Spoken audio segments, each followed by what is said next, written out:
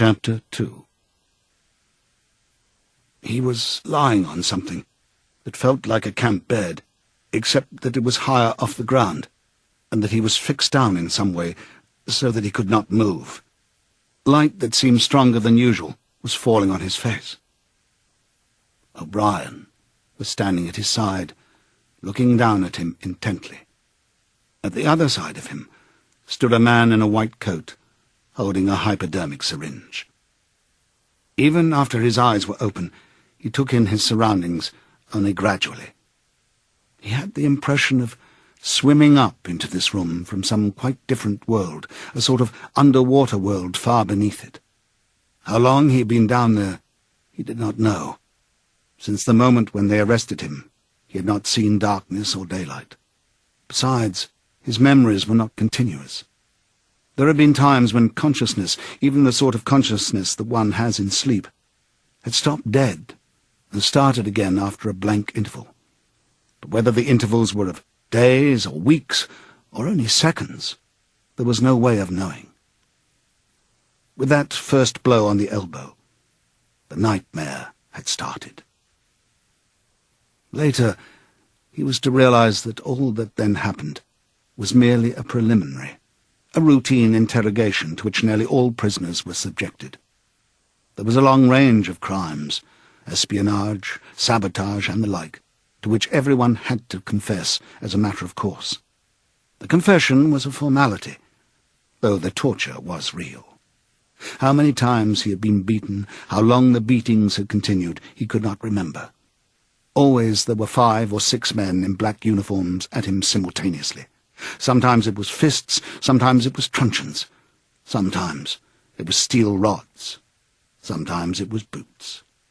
There were times when he rolled about the floor, as shameless as an animal, writhing his body this way and that in an endless, hopeless effort to dodge the kicks, and simply inviting more and yet more kicks, in his ribs, in his belly, on his elbows, on his shins, in his groin, in his testicles, on the bone at the base of his spine. There were times when it went on, until the cruel, wicked, unforgivable thing seemed to him not that the guards continued to beat him, but that he could not force himself into losing consciousness. There were times when his nerves so forsook him that he began shouting for mercy even before the beating began, when the mere sight of a fist drawn back for a blow was enough to make him pour forth a confession of real and imaginary crimes. There were other times when he started out with the resolve of confessing nothing, but when every word had to be forced out of him between gasps of pain, and there were times when he feebly tried to compromise, when he said to himself, "I will confess, but not yet. I must hold out till the pain becomes unbearable. 3 more kicks, 2 more kicks, and then I'll tell them what they want." Sometimes he was beaten till he could hardly stand, then flung like a sack of potatoes onto the stone floor of a cell, left to recuperate for a few hours, then taken out and beaten again. There were also longer periods of recovery. He remembered them dimly, because they were spent chiefly in sleep or stupor. He remembered a cell with a plank bed, a sort of shelf sticking out from the wall, and a tin wash-basin, and meals of hot soup and bread, and sometimes coffee. He remembered a surly barber arriving to scrape his chin and crop his hair, and business-like, unsympathetic men in white coats feeling his pulse, tapping his reflexes, turning up his eyelids, running harsh fingers over him in search of broken bones, and shooting needles into his arm to make him sleep. The beatings grew less frequent, and became mainly a threat, a horror to which he could be sent back at any moment when his answers were unsatisfactory. His questioners now were not ruffians in black uniforms, but party intellectuals, little rotund men with quick movements and flashing spectacles, who worked on him in relays over periods which lasted, he thought, he could not be sure, 10 or 12 hours at a stretch. These other questioners saw to it that he was in constant slight pain, but it was not chiefly pain that they relied on. They slapped his face, wrung his ears, pulled his hair, made him stand on one leg, refused him leave to urinate, shone glaring lights in his face until his eyes ran with water. But the aim of this was simply to humiliate him and destroy his power of arguing and reasoning. Their real weapon was the merciless questioning that went on and on, hour after hour, tripping him up, laying traps for him, twisting everything that he said, convicting him at every step of lies and self-contradiction until he began weeping as much from shame as from nervous fatigue. Sometimes he would weep 6 times in a single session. Most of the time they screamed abuse at him and threatened at every hesitation to deliver him over to the guards again. But sometimes they would suddenly change their tune, call him comrade, appeal to him in the name of Ingsoc and Big Brother, and ask him sorrowfully whether even now he had not enough loyalty to the party left to make him wish to undo the evil he had done. When his nerves were in rags after hours of questioning, even this appeal could reduce him to snivelling tears. In the end, the nagging voices broke him down more completely than the boots and fists of the guards. He became simply a mouth that uttered, a hand that signed whatever was demanded of him. His sole concern was to find out what they wanted him to confess and then confess it quickly before the bullying started anew. He confessed to the assassination of eminent party members, the distribution of seditious pamphlets, embezzlement of public funds, sale of military secrets, sabotage of every kind. He confessed that he had been a spy in the pay of the East Asian government as far back as 1968. He confessed that he was a religious believer, an admirer of capitalism, and a sexual pervert. He confessed that he had murdered his wife, although he knew, and his questioners must have known, that his wife was still alive. He confessed that for years he had been in personal touch with Goldstein, and had been a member of an underground organization which had included almost every human being he had ever known. It was easier to confess everything and implicate everybody. Besides, in a sense, it was all true. It was true that he had been an enemy of the party, and in the eyes of the party there was no distinction between the thought and the deed. There were also memories of another kind. They stood out in his mind disconnectedly, like pictures with blackness all round them. He was in a cell which might have been either dark or light, because he could see nothing except a pair of eyes. Near at hand some kind of instrument was ticking slowly and regularly. The eyes grew larger and more luminous. Suddenly he floated out of his seat, dived into the eyes, and was swallowed up. He was strapped into a chair surrounded by dials under dazzling lights. A man in a white coat was reading the dials. There was a tramp of heavy boots outside. The door clanged open. The waxen-faced officer marched in, followed by 2 guards. "Room 101, said the officer. The man in the white coat did not turn round. He did not look at Winston either. He was looking only at the dials. He was rolling down a mighty corridor, a kilometre wide, full of glorious golden light, roaring with laughter and shouting out confessions at the top of his voice. He was confessing everything, even the things he had succeeded in holding back under the torture. He was relating the entire history of his life to an audience who knew it already. With him were the guards, the other questioners, the men in white coats, O'Brien, Julia, Mr. Charrington, all rolling down the corridor together and shouting with laughter. Some dreadful thing which had lain embedded in the future had somehow been skipped over and had not happened. Everything was all right. There was no more pain. The last detail of his life was laid bare, understood, forgiven. He was starting up from the plank bed in the half-certainty that he had heard O'Brien's voice. All through his interrogation, although he had never seen him, he had had the feeling that O'Brien was at his elbow, just out of sight. It was O'Brien who was directing everything. It was he who set the guards onto Winston and who prevented them from killing him. It was he who decided when Winston should scream with pain, when he should have a respite, when he should be fed, when he should sleep, when the drug should be pumped into his arm. It was he who asked the questions and suggested the answers. He was the tormentor. He was the protector. He was the inquisitor. He was the friend. And once, Winston could not remember whether it was in drug sleep or in normal sleep, or even in a moment of wakefulness. A voice murmured in his ear, "Don't worry, Winston. You're in my keeping. For 7 years I've watched over you. Now the turning point has come. I shall save you. I shall make you perfect." He was not sure whether it was O'Brien's voice, but it was the same voice that had said to him, "We shall meet in the place where there is no darkness," in that other dream, 7 years ago. He did not remember any ending to his interrogation. There was a period of blackness, and then the cell or room in which he now was had gradually materialized round him. He was almost flat on his back, and unable to move. His body was held down at every essential point. Even the back of his head was gripped in some manner. O'Brien was looking down at him gravely and rather sadly. His face, seen from below, looked coarse and worn, with pouches under the eyes and tired lines from nose to chin. He was older than Winston had thought him. He was perhaps 48 or 50. Under his hand there was a dial with a lever on top, and figures running round the face. "I told you," said O'Brien, "that if we met again, it would be here." "Yes," said Winston.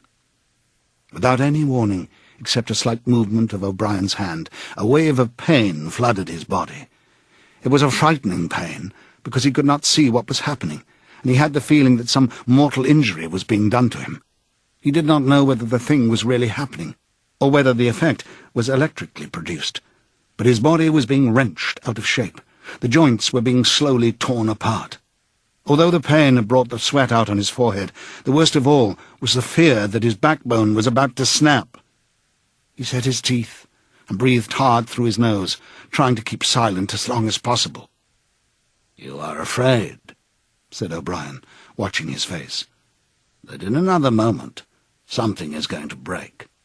Your especial fear is that it will be your backbone. You have a vivid mental picture of the vertebrae snapping apart and the spinal fluid dripping out of them.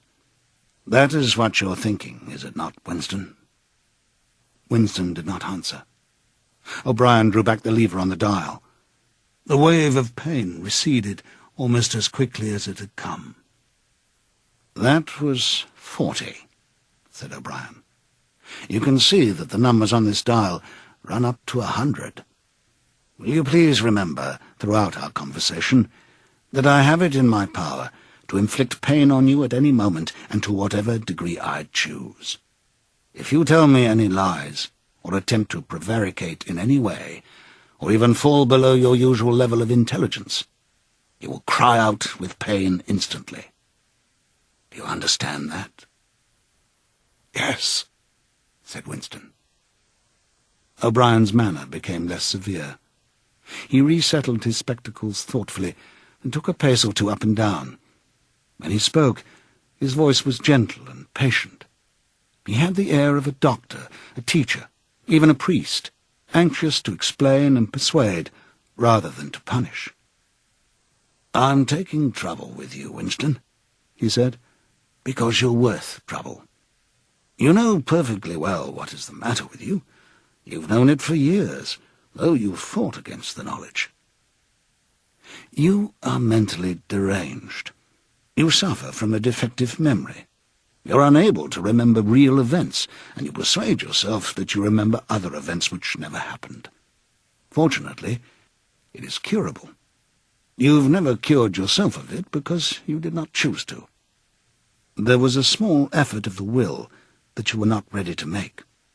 Even now, I'm well aware you're clinging to your disease under the impression that it is a virtue. Now, we'll take an example. At this moment, which power is Oceania at war with?" "When I was arrested, Oceania was at war with East Asia." "With East Asia. Good. And Oceania has always been at war with East Asia, has it not?" Winston drew in his breath. He opened his mouth to speak, and then did not speak. He could not take his eyes away from the dial. "The truth, please, Winston. Your truth. Tell me what you think, you remember." "I remember that until only a week before I was arrested, we were not at war with Eastasia at all. We were in alliance with them. The war was against Eurasia. That had lasted for 4 years.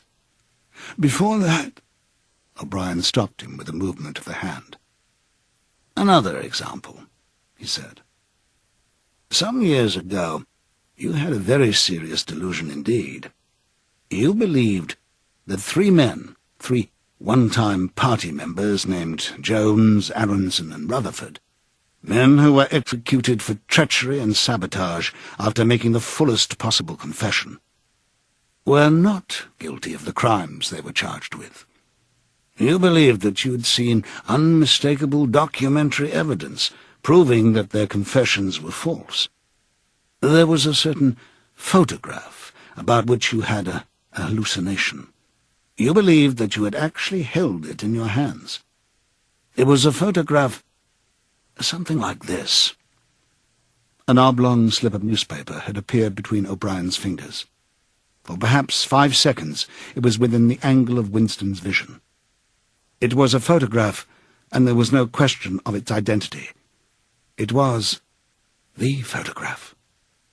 It was another copy of the photograph of Jones, Aronson, and Rutherford at the party function in New York, which he had chanced upon 11 years ago and promptly destroyed.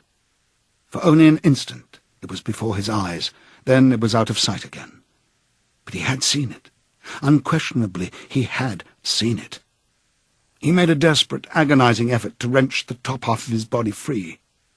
It was impossible to move so much as a centimetre in any direction. For the moment he had even forgotten the dial.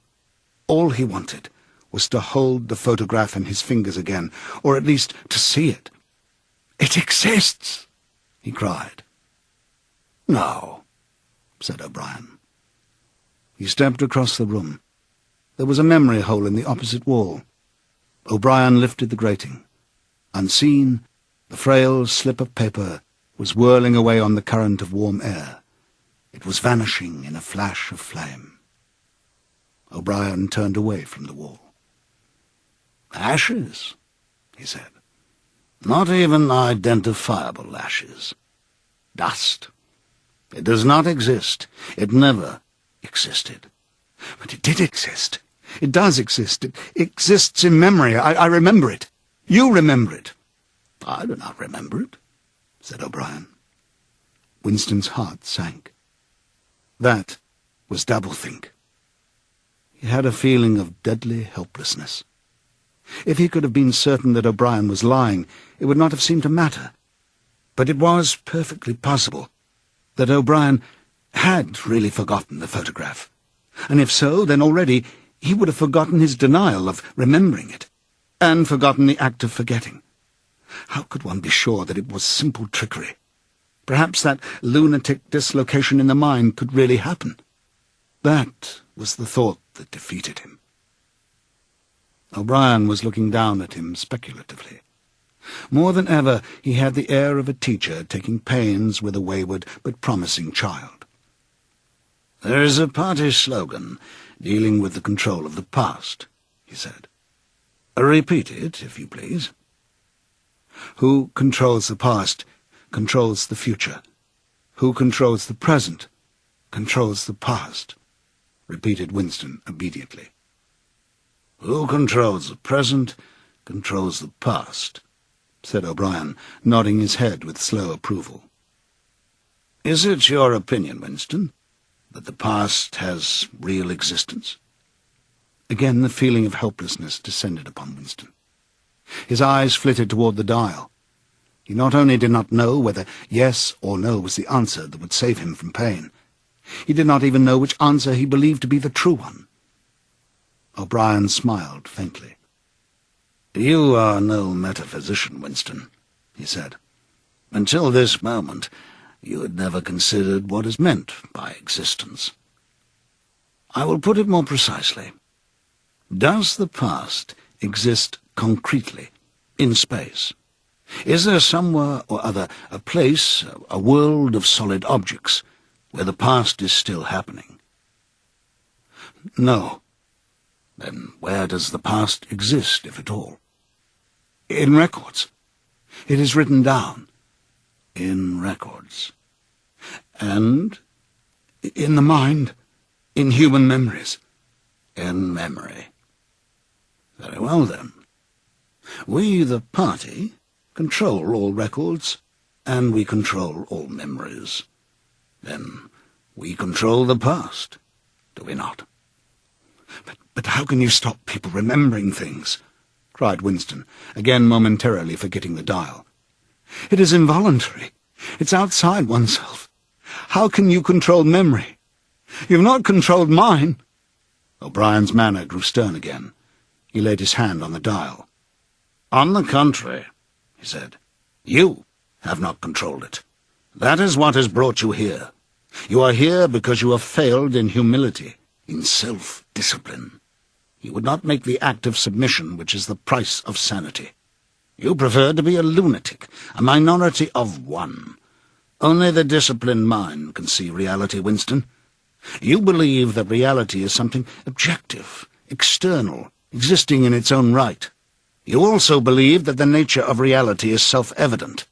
When you delude yourself into thinking that you see something, you assume that everyone else sees the same thing as you. But I tell you, Winston, that reality is not external. Reality exists in the human mind and nowhere else. Not in the individual mind, which can make mistakes, and in any case soon perishes. Only in the mind of the party, which is collective and immortal. Whatever the party holds to be truth is truth. It is impossible to see reality except by looking through the eyes of the party. That is the fact that you have got to relearn, Winston. It needs an act of self-destruction, an effort of the will. You must humble yourself before you can become sane. He paused for a few moments, as though to allow what he had been saying to sink in. Do you remember, he went on, writing in your diary, freedom is the freedom to say that 2 + 2 make 4? Yes, said Winston. O'Brien held up his left hand, its back toward Winston, with the thumb hidden and the 4 fingers extended. How many fingers am I holding up, Winston? 4. And if the party says that it is not 4, but 5, then how many? 4! The word ended in a gasp of pain. The needle of the dial had shot up to 55. The sweat had sprung out all over Winston's body. The air tore into his lungs and issued again in deep groans, which even by clenching his teeth he could not stop. O'Brien watched him, the 4 fingers still extended. He drew back the lever. This time the pain was only slightly eased. How many fingers, Winston? 4. The needle went up to 60. How many fingers, Winston? 4. 4! What else can I say? 4! The needle must have risen again, but he did not look at it. The heavy, stern face and the 4 fingers filled his vision. The fingers stood up before his eyes like pillars, enormous, blurry, and seeming to vibrate, but unmistakably. 4. How many fingers, Winston? 4! Stop it! Stop it! How can you go on? 4! 4! How many fingers, Winston? 5! 5! 5! No, Winston. That is no use. You are lying. You still think there are 4. How many fingers, please? 4, 5, 4, anything you like. Only stop it. Stop the pain. Abruptly, he was sitting up with O'Brien's arm around his shoulders. He had perhaps lost consciousness for a few seconds. The bonds that held his body down were loosened. He felt very cold. He was shaking uncontrollably. His teeth were chattering. The tears were rolling down his cheeks. For a moment he clung to O'Brien like a baby, curiously comforted by the heavy arm round his shoulders. He had the feeling that O'Brien was his protector, that the pain was something that came from outside, from some other source, and that it was O'Brien who would save him from it. "You're a slow learner, Winston," said O'Brien gently. "How can I help it?" he blubbered. "How can I help seeing what is in front of my eyes? 2 and 2 are 4. Sometimes, Winston. Sometimes they're 5. Sometimes they're 3. Sometimes they are all of them at once. You must try harder. It's not easy to become sane." He laid Winston down on the bed. The grip on his limbs tightened again, but the pain had ebbed away, and the trembling had stopped, leaving him merely weak and cold. O'Brien motioned with his head to the man in the white coat, who had stood immobile throughout the proceedings. The man in the white coat bent down and looked closely into Winston's eyes, felt his pulse, laid an ear against his chest, tapped here and there. Then he nodded to O'Brien. "Again," said O'Brien. The pain flowed into Winston's body. The needle must be at 70, 75. He had shut his eyes this time. He knew that the fingers were still there, and still 4. All that mattered was somehow to stay alive until the spasm was over. He had ceased to notice whether he was crying out or not. The pain lessened again. He opened his eyes. O'Brien had drawn back the lever. "How many fingers, Winston?" 4. I suppose there are 4. I would see 5 if I could. I'm trying to see 5. "Which do you wish? To persuade me that you see 5, or to really see them?" "Really to see them." "Again," said O'Brien. Perhaps the needle was at 80, 90. Winston could only intermittently remember why the pain was happening. Behind his screwed-up eyelids, a forest of fingers seemed to be moving in a sort of dance, weaving in and out, disappearing behind one another and reappearing again. He was trying to count them. He could not remember why. He knew only that it was impossible to count them, and that this was somehow due to the mysterious identity between 5 and 4. The pain died down again. When he opened his eyes, it was to find that he was still seeing the same thing. Innumerable fingers, like moving trees, were still streaming past in either direction, crossing and recrossing. He shut his eyes again. "How many fingers am I holding up, Winston?" "I don't know. I don't know. You'll kill me if you do that again. 4, 5, 6, in all honesty, I don't know." "Better," said O'Brien. A needle slid into Winston's arm. Almost in the same instant, a blissful, healing warmth spread all through his body. The pain was already half forgotten.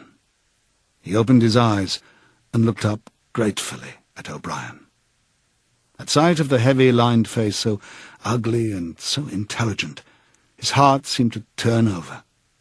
If he could have moved, he would have stretched out a hand and laid it on O'Brien's arm.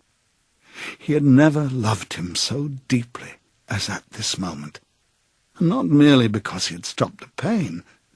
The old feeling that at bottom it did not matter whether O'Brien was a friend or an enemy had come back. O'Brien was a person who could be talked to. Perhaps one did not want to be loved so much as to be understood. O'Brien had tortured him to the edge of lunacy, and in a little while it was certain he would send him to his death. It made no difference. In some sense that went deeper than friendship, they were intimates. Somewhere or other, although the actual words might never be spoken, there was a place where they could meet and talk. O'Brien was looking down at him, with an expression which suggested that the same thought might be in his own mind. When he spoke, it was in an easy, conversational tone. "Do you know where you are, Winston?" he said. "I don't know. I can guess. In the Ministry of Love." "Do you know how long you've been here?" I don't know. Days, weeks, months. I think it is months. And why do you imagine that we bring people to this place? To make them confess. No, that's not the reason. Try again. To punish them. No, exclaimed O'Brien. His voice had changed extraordinarily, and his face had suddenly become both stern and animated. No, not merely to extract your confession, nor to punish you. Shall I tell you why we've brought you here? To cure you, to make you sane. Will you understand, Winston, that no one whom we bring to this place ever leaves our hands uncured? We're not interested in those stupid crimes that you've committed. The party is not interested in the overt act. The thought is all we care about. We do not merely destroy our enemies, we change them. Do you understand what I mean by that? He was bending over Winston. His face looked enormous because of its nearness, and hideously ugly because it was seen from below. Moreover, it was filled with a sort of exultation, a lunatic intensity. Again Winston's heart shrank.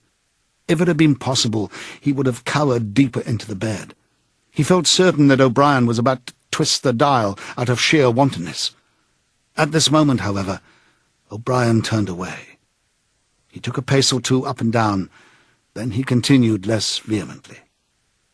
The first thing for you to understand is that in this place there are no martyrdoms. You've read of the religious persecutions of the past. In the Middle Ages there was the Inquisition. It was a failure. It set out to eradicate heresy and ended by perpetuating it. For every heretic burned at the stake, thousands of others rose up. Why was that? Because the Inquisition killed its enemies in the open, and killed them while they were still unrepentant. In fact, it killed them because they were unrepentant. Men were dying because they would not abandon their true beliefs. Naturally, all the glory belonged to the victim, and all the shame to the inquisitor who burned him. Later, in the 20th century, there were totalitarians, as they were called. There were the German Nazis and the Russian communists. The Russians persecuted heresy more cruelly than the Inquisition had done, and they imagined that they had learned from the mistakes of the past. They knew at any rate that one must not make martyrs. Before they exposed their victims to public trial, they deliberately set themselves to destroy their dignity. They wore them down by torture and solitude until they were despicable, cringing wretches, confessing whatever was put into their mouths, covering themselves with abuse, accusing and sheltering behind one another, whimpering for mercy. And yet, after only a few years, the same thing had happened over again. The dead men had become martyrs, and their degradation was forgotten. Once again, why was it? In the first place, because the confessions that they made were obviously extorted and untrue. We do not make mistakes of that kind. All the confessions that are uttered here are true. We make them true. And above all, we do not allow the dead to rise up against us. You must stop imagining that posterity will vindicate you, Winston. Posterity will never hear of you. You will be lifted clean out from the stream of history. We shall turn you into gas and pour you into the stratosphere. Nothing will remain of you. Not a name in a register, not a memory in a living brain. You will be annihilated in the past as well as in the future. You will never have existed. Then why bother to torture me? Thought Winston, with a momentary bitterness. O'Brien checked his step, as though Winston had uttered the thought aloud. His large, ugly face came nearer, with the eyes a little narrowed. "You are thinking," he said, "that since we intend to destroy you utterly, so that nothing that you say or do can make the smallest difference. In that case, why do we go to the trouble of interrogating you first? That is what you were thinking, was it not?" "Yes," said Winston. O'Brien smiled slightly. "You are a flaw in the pattern, Winston. You're a stain that must be wiped out. Did I not tell you just now that we are different from the persecutors of the past? We are not content with negative obedience, nor even with the most abject submission. When finally you surrender to us, it must be of your own free will. We do not destroy the heretic because he resists us. So long as he resists us, we never destroy him. We convert him. We capture his inner mind. We reshape him. We burn all evil and all illusion out of him. We bring him over to our side. Not in appearance, but genuinely, heart and soul. We make him one of ourselves before we kill him. It is intolerable to us that an erroneous thought should exist anywhere in the world, however secret and powerless it may be. Even in the instant of death, we cannot permit any deviation. In the old days, the heretic walked to the stake, still a heretic, proclaiming his heresy, exulting in it. Even the victim of the Russian purges could carry rebellion locked up in his skull as he walked down the passage waiting for the bullet. But we make the brain perfect before we blow it out. The command of the old despotisms was, "Thou shalt not." The command of the totalitarians was, "Thou shalt." Our command is, "Thou art." No one whom we bring to this place ever stands out against us. Everyone is washed clean. Even those 3 miserable traitors in whose innocence you once believed, Jones, Aronson, and Rutherford. In the end, we broke them down. I took part in their interrogation myself. I saw them gradually worn down, whimpering, grovelling, weeping. And in the end, it was not with pain or fear, only with penitence. By the time we had finished with them, they were only the shells of men. There was nothing left in them except sorrow for what they had done and love of Big Brother. It was touching to see how they loved him. They begged to be shot quickly so that they could die while their minds were still clean. His voice had grown almost dreamy. The exultation, the lunatic enthusiasm was still in his face. He's not pretending, thought Winston. He's not a hypocrite. He believes every word he says. What most oppressed him was the consciousness of his own intellectual inferiority. He watched the heavy yet graceful form strolling to and fro, in and out of the range of his vision. O'Brien was a being, in all ways, larger than himself. There was no idea that he had ever had or could have that O'Brien had not long ago known, examined, and rejected. His mind contained Winston's mind. But in that case, how could it be true that O'Brien was mad? It must be he, Winston, who was mad. O'Brien halted and looked down at him. His voice had grown stern again. "Do not imagine that you will save yourself, Winston, however completely you surrender to us. No one who has once gone astray is ever spared, and even if we chose to let you live out the natural term of your life, still you would never escape from us. What happens to you here is forever. Understand that in advance. We shall crush you down to the point from which there is no coming back. Things will happen to you from which you could not recover if you lived 1,000 years. Never again will you be capable of ordinary human feeling. Everything will be dead inside you. Never again will you be capable of love or friendship or joy of living or laughter or curiosity or courage or integrity. You will be hollow. We shall squeeze you empty, and then we shall fill you with ourselves." He paused and signed to the man in the white coat. Winston was aware of some heavy piece of apparatus being pushed into place behind his head. O'Brien had sat down beside the bed so that his face was almost on a level with Winston's. 3,000, he said, speaking over Winston's head to the man in the white coat. 2 soft pads, which felt slightly moist, clamped themselves against Winston's temples. He quailed. There was pain coming, a new kind of pain.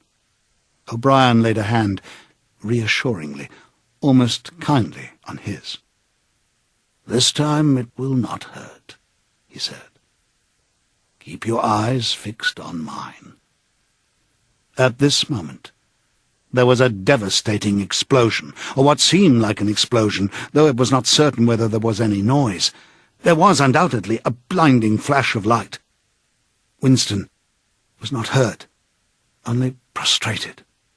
Although he had already been lying on his back when the thing happened, he had a curious feeling that he had been knocked into that position. A terrific, painless blow had flattened him out. Also, something had happened inside his head. As his eyes regained their focus, he remembered who he was and where he was, and recognized the face that was gazing into his own, but somewhere or other there was a large patch of emptiness, as though a piece had been taken out of his brain. "It will not last," said O'Brien. "Look me in the eyes. What country is Oceania at war with?" Winston thought. He knew what was meant by Oceania, and that he himself was a citizen of Oceania. He also remembered Eurasia and Eastasia. But who was at war with whom, he did not know. In fact, he had not been aware that there was any war. "I don't remember." "Oceania is at war with Eastasia. Do you remember that now?" "Yes." "Oceania has always been at war with Eastasia. Since the beginning of your life, since the beginning of the party, since the beginning of history, the war has continued without a break. Always the same war. Do you remember that?" "Yes." 11 years ago, you created a legend about 3 men who had been condemned to death for treachery. You pretended that you had seen a piece of paper which proved them innocent. No such piece of paper ever existed. You invented it, and later you grew to believe in it. You remember now the very moment at which you first invented it? Do you remember that?" "Yes." "Just now, I held up the fingers of my hand to you. You saw 5 fingers. Do you remember that?" "Yes." O'Brien held up the fingers of his left hand, with the thumb concealed. "There are 5 fingers there. Do you see 5 fingers?" "Yes." And he did see them, for a fleeting instant, before the scenery of his mind changed. He saw 5 fingers, and there was no deformity. Then everything was normal again, and the old fear, the hatred, and the bewilderment came crowding back again. But there had been a moment, he did not know how long, 30 seconds perhaps, of luminous certainty when each new suggestion of O'Brien's had filled up a patch of emptiness and become absolute truth, and when 2 and 2 could have been 3 as easily as 5, if that were what was needed. It had faded out before O'Brien had dropped his hand, but though he could not recapture it, he could remember it, as one remembers a vivid experience at some remote period of one's life when one is in effect a different person. "You see now," said O'Brien, "that it is at any rate possible." "Yes," said Winston. O'Brien stood up with a satisfied air. Over to his left, Winston saw the man in the white coat break an ampoule and draw back the plunger on a syringe. O'Brien turned to Winston with a smile. In almost the old manner, he resettled his spectacles on his nose. "Do you remember writing in your diary," he said, "that it did not matter whether I was a friend or an enemy, since I was at least a person who understood you and could be talked to? Well, you were right. I enjoy talking to you. Your mind appeals to me. It resembles my own mind, except that you happen to be insane. Before we bring the session to an end, you can ask me a few questions if you choose." "Any question I like?" "Anything." He saw that Winston's eyes were upon the dial. "It is switched off. What is your first question?" "What have you done with Julia?" said Winston. O'Brien smiled again. "She betrayed you, Winston. Immediately, unreservedly. I've seldom seen anyone come over to us so promptly. You would hardly recognize her if you saw her. All her rebelliousness, her deceit, her folly, her dirty-mindedness. Everything has been burned out of her. It was a perfect conversion, a textbook case. You tortured her? O'Brien left this unanswered. Next question, he said. Does Big Brother exist? Of course he exists. The party exists. Big Brother is the embodiment of the party. Does he exist in the same way as I exist? You do not exist, said O'Brien. Once again the sense of helplessness assailed him. He knew, or he could imagine, the arguments which proved his own non-existence, but they were nonsense. They were only a play on words. Did not the statement, "You do not exist," contain a logical absurdity? But what use was it to say so? His mind shriveled as he thought of the unanswerable mad arguments with which O'Brien would demolish him. "I think I exist," he said wearily. "I am conscious of my own identity. I was born, and I shall die. I have arms and legs. I occupy a particular point in space. No other solid object can occupy the same point simultaneously. In that sense, does Big Brother exist?" "It is of no importance. He exists." "Will Big Brother ever die?" "Of course not. How could he die? Next question. Does the Brotherhood exist?" "That, Winston, you will never know. If we choose to set you free when we've finished with you, and if you live to be 90 years old, still you will never learn whether the answer to that question is yes or no. As long as you live, it will be an unsolved riddle in your mind." Winston lay silent. His breast rose and fell a little faster. He still had not asked the question that had come into his mind the first. He had got to ask it, and yet it was as though his tongue would not utter it. There was a trace of amusement in O'Brien's face. Even his spectacles seemed to wear an ironical gleam. "He knows," thought Winston suddenly. "He knows what I'm going to ask." At the thought, the words burst out of him. "What is in room 101? The expression on O'Brien's face did not change. He answered dryly, "You know what is in room 101, Winston. Everyone knows what is in room 101. He raised a finger to the man in the white coat. Evidently, the session was at an end. A needle jerked into Winston's arm. He sank almost instantly into deep sleep.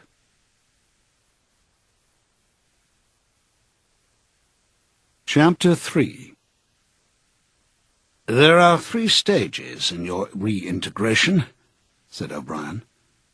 "There is learning, there is understanding, and there is acceptance. It's time for you to enter upon the 2nd stage." As always, Winston was lying flat on his back. But of late, his bonds were looser.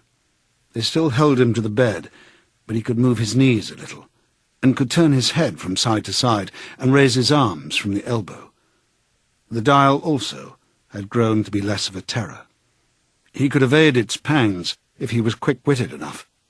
It was chiefly when he showed stupidity that O'Brien pulled the lever. Sometimes they got through a whole session without use of the dial. He could not remember how many sessions there had been.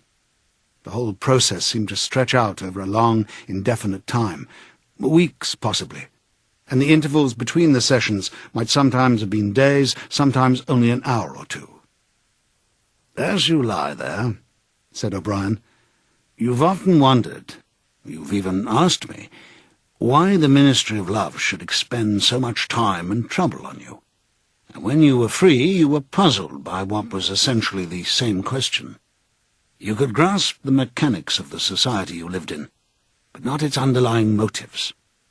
Do you remember writing in your diary, 'I understand how, I do not understand why. It was when you thought about why that you doubted your own sanity. You've read the book, Goldstein's book, or parts of it at least. Did it tell you anything that you did not know already?" "You have read it?" said Winston. "I wrote it. That is to say, I collaborated in writing it. No book is produced individually, as you know." "Is it true what it says?" "As description, yes. The program it sets forth is nonsense. The secret accumulation of knowledge, a gradual spread of enlightenment, ultimately a proletarian rebellion, the overthrow of the party. You foresaw yourself that that was what it would say. It's all nonsense. The proletarians will never revolt, not in 1,000 years or 1,000,000. They cannot. I do not have to tell you the reason. You know it already. If you have ever cherished any dreams of violent insurrection, you must abandon them. There is no way in which the party can be overthrown. The rule of the party is forever. Make that the starting point of your thoughts." He came closer to the bed. "Forever," he repeated. "And now, let us get back to the question of how and why. You understand well enough how the party maintains itself in power. Now tell me why we cling to power. What is our motive?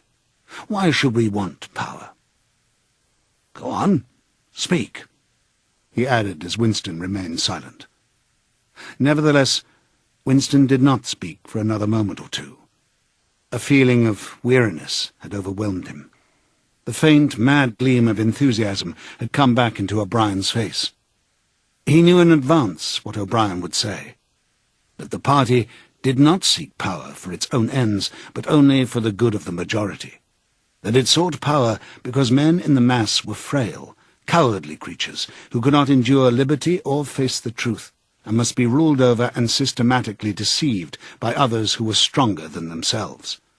That the choice for mankind lay between freedom and happiness, and that for the great bulk of mankind, happiness was better. That the party was the eternal guardian of the weak, a dedicated sect doing evil that good might come, sacrificing its own happiness to that of others. The terrible thing, thought Winston, the terrible thing was that when O'Brien said this, he would believe it. You could see it in his face. O'Brien knew everything. 1,000 times better than Winston, he knew what the world was really like, in what degradation the mass of human beings lived, and by what lies and barbarities the party kept them there. He had understood it all, weighed it all, and it made no difference. All was justified by the ultimate purpose. What can you do, thought Winston, against the lunatic who is more intelligent than yourself, who gives your arguments a fair hearing, and then simply persists in his lunacy?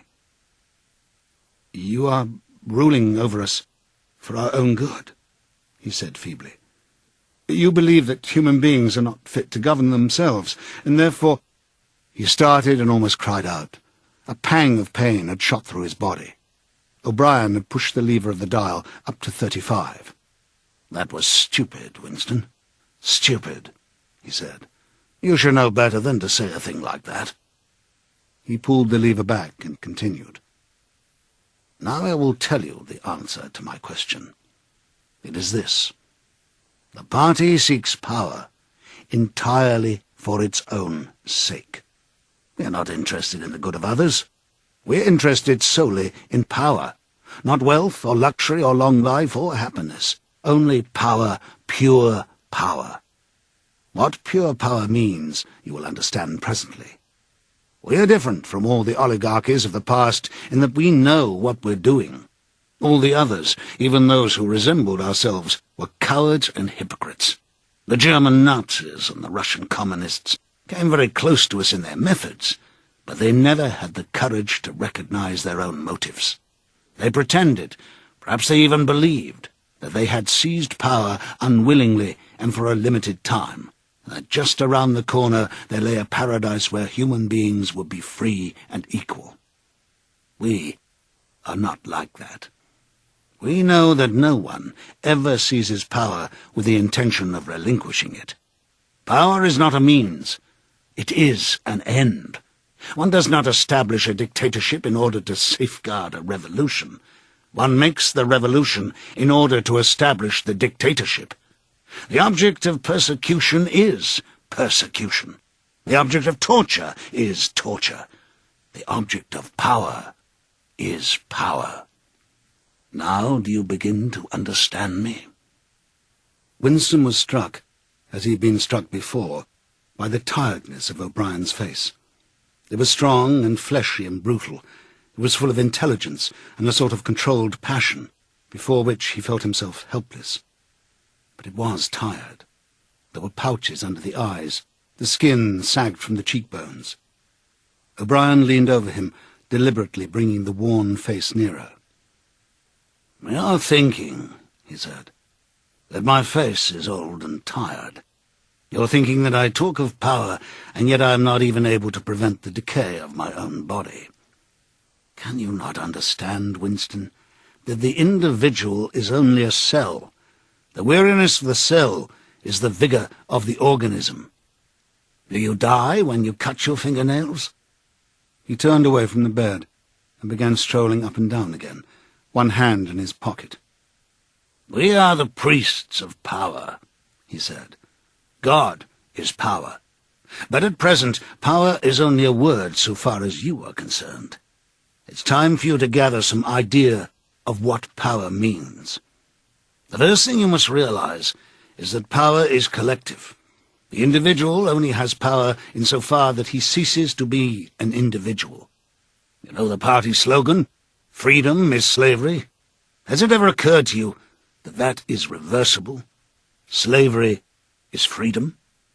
Alone, free, the human being is always defeated. It must be so, because every human being is doomed to die, which is the greatest of all failures. But if he can make complete, utter submission, if he can escape from his identity, if he can merge himself in the party, so that he is the party, then he is all-powerful and immortal.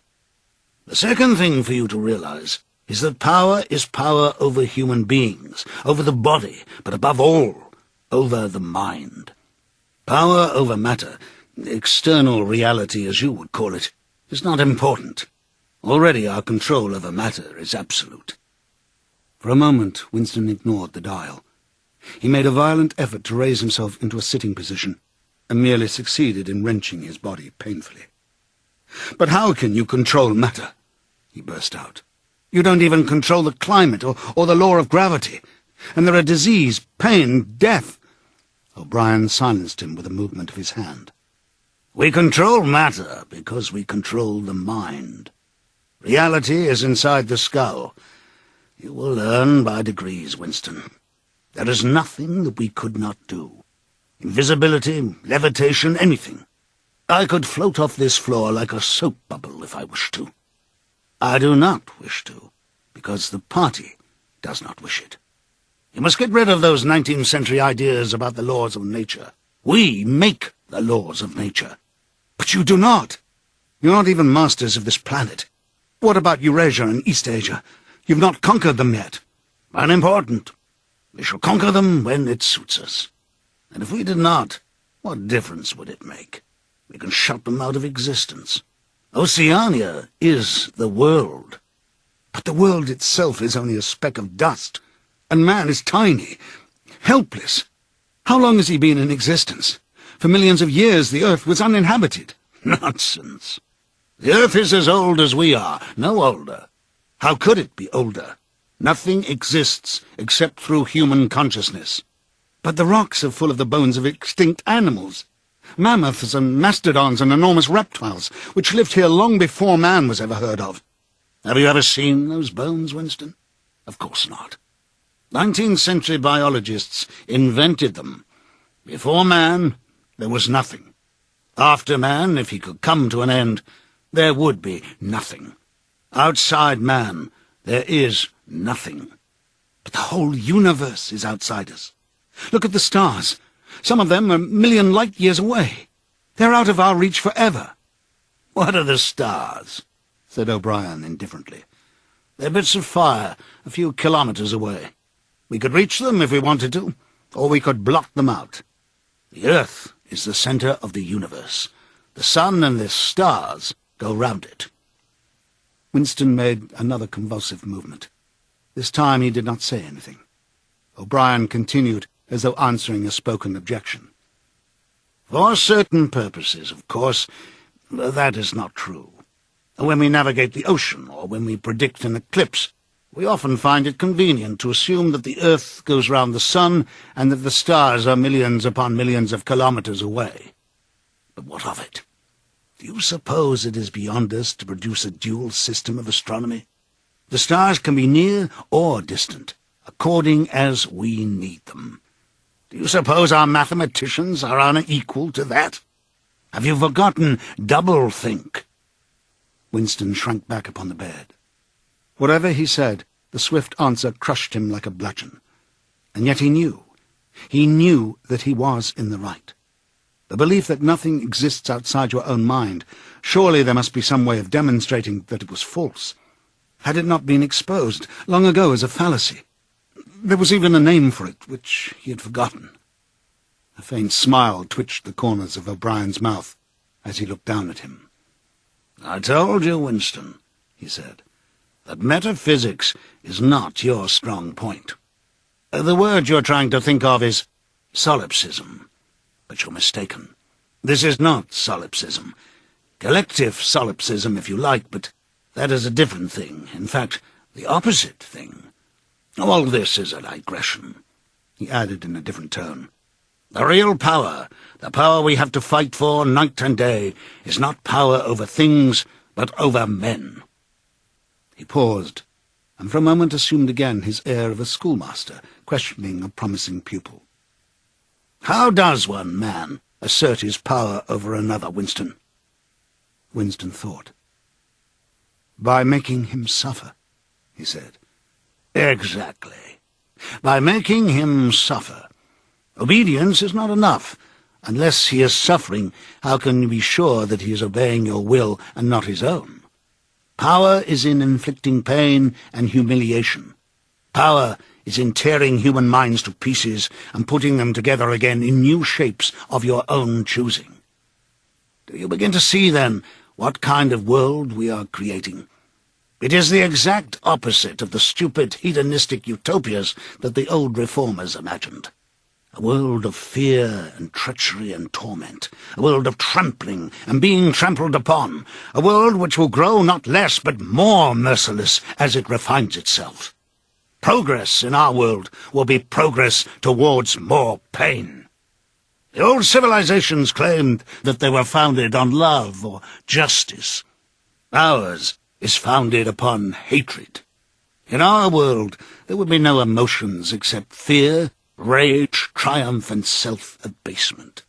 Everything else we shall destroy. Everything. Already we are breaking down the habits of thought which have survived from before the Revolution. We have cut the links between child and parent, and between man, and between man and woman. No one dares trust a wife or a child or a friend any longer. But in the future there will be no wives and no friends. Children will be taken from their mothers at birth as one takes eggs from a hen. The sex instinct will be eradicated. Procreation will be an annual formality like the renewal of a ration card. We shall abolish the orgasm. Our neurologists are at work upon it now. There will be no loyalty except loyalty toward the party. There will be no love except the love of Big Brother. There will be no laughter except the laugh of triumph over a defeated enemy. There will be no art, no literature, no science. When we are omnipotent, we shall have no more need of science. There will be no distinction between beauty and ugliness. There will be no curiosity, no enjoyment of the process of life. All competing pleasures will be destroyed. But always, do not forget this, Winston, always there will be the intoxication of power, constantly increasing and constantly growing subtler. Always, at every moment, there will be the thrill of victory, the sensation of trampling on an enemy who is helpless. If you want a picture of the future, Imagine a boot stamping on a human face. Forever. He paused, as though he expected Winston to speak. Winston had tried to shrink back into the surface of the bed again. He could not say anything. His heart seemed to be frozen. O'Brien went on. And remember that it is forever. The face will always be there to be stamped upon. The heretic, the enemy of society, will always be there, so that he can be defeated and humiliated over again.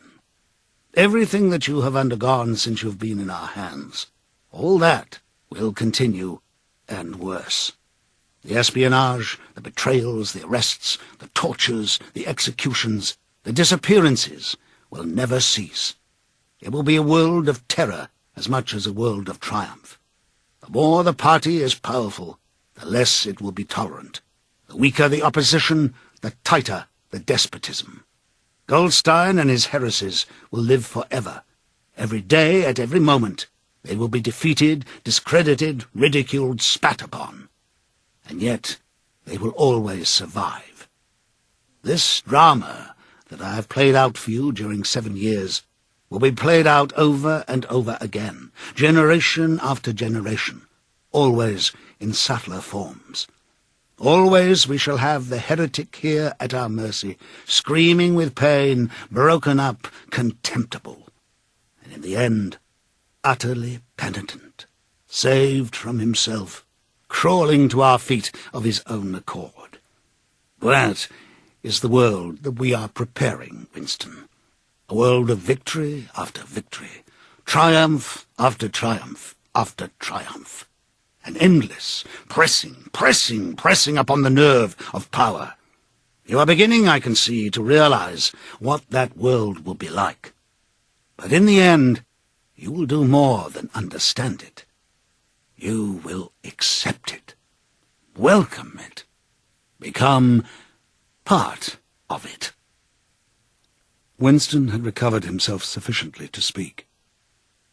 "You can't," he said weakly. What do you mean by that remark, Winston? You could not create such a world as you have just described. It is a dream. It is impossible. Why? It is impossible to found a civilization on fear and hatred and cruelty. It would never endure. Why not? It would have no vitality. It would disintegrate. It will commit suicide. Nonsense. You're under the impression that hatred is more exhausting than love. Why should it be? And if it were, what difference would that make? Suppose that we chose to wear ourselves out faster. Suppose that we quicken the tempo of human life till men are senile at 30. Still, what difference would it make? Can you not understand that the death of the individual is not death? The party is immortal. As usual, the voice had battered Winston into helplessness. Moreover, he was in dread that if he persisted in his disagreement, O'Brien would twist the dial again. And yet he could not keep silent. Feebly, without arguments, with nothing to support him except his inarticulate horror of what O'Brien had said, he returned to the attack. "I don't know. I don't care. Somehow you will fail. Something will defeat you. Life will defeat you." We control life, Winston, at all its levels. You're imagining that there is something called human nature which will be outraged by what we do and will turn against us. But we create human nature. Men are infinitely malleable. Or perhaps you've returned to your old idea that the proletarians or the slaves will arise and overthrow us. Put it out of your mind. They are helpless, like the animals. Humanity is the party. The others are outside, irrelevant. I don't care. In the end they will beat you. Sooner or later they will see you for what you are, and then they will tear you to pieces. Do you see any evidence that that is happening? Or any reason why it should? No. I believe it. I know that you will fail. There's something in the universe, I don't know, some spirit, some principle, that you will never overcome. Do you believe in God, Winston? No? Then what is it, this principle that will defeat us? I don't know. The spirit of man. And do you consider yourself a man? Yes. If you are a man, Winston, you are the last man. Your kind is extinct. We are the inheritors. Do you understand that you are alone? You are outside history. You are non-existent. His manner changed, and he said more harshly, And you consider yourself morally superior to us with our lies and our cruelty? Yes, I consider myself superior. O'Brien did not speak. Two other voices were speaking. After a moment, Winston recognized one of them as his own. It was a soundtrack of the conversation he had had with O'Brien on the night when he had enrolled himself in the Brotherhood. He heard himself promising to lie, to steal, to forge, to murder, to encourage drug-taking and prostitution, to disseminate venereal diseases, to throw vitriol in a child's face. O'Brien made a small, impatient gesture, as though to say that the demonstration was hardly worth making. Then he turned to switch, and the voices stopped. "Get up from that bed," he said. The bonds had loosened themselves. Winston lowered himself to the floor and stood up unsteadily. "You are the last man," said O'Brien. "You are the guardian of the human spirit. You shall see yourself as you are. Take off your clothes." Winston undid the bit of string that held his overalls together. The zip fastener had long since been wrenched out of them. He could not remember whether at any time since his arrest he had taken off all his clothes at one time. Beneath the overalls, his body was looped with filthy yellowish rags, just recognizable as the remnants of underclothes. As he slid them to the ground, he saw that there was a three-sided mirror at the far end of the room. He approached it, then stopped short. An involuntary cry had broken out of him. "Go on," said O'Brien.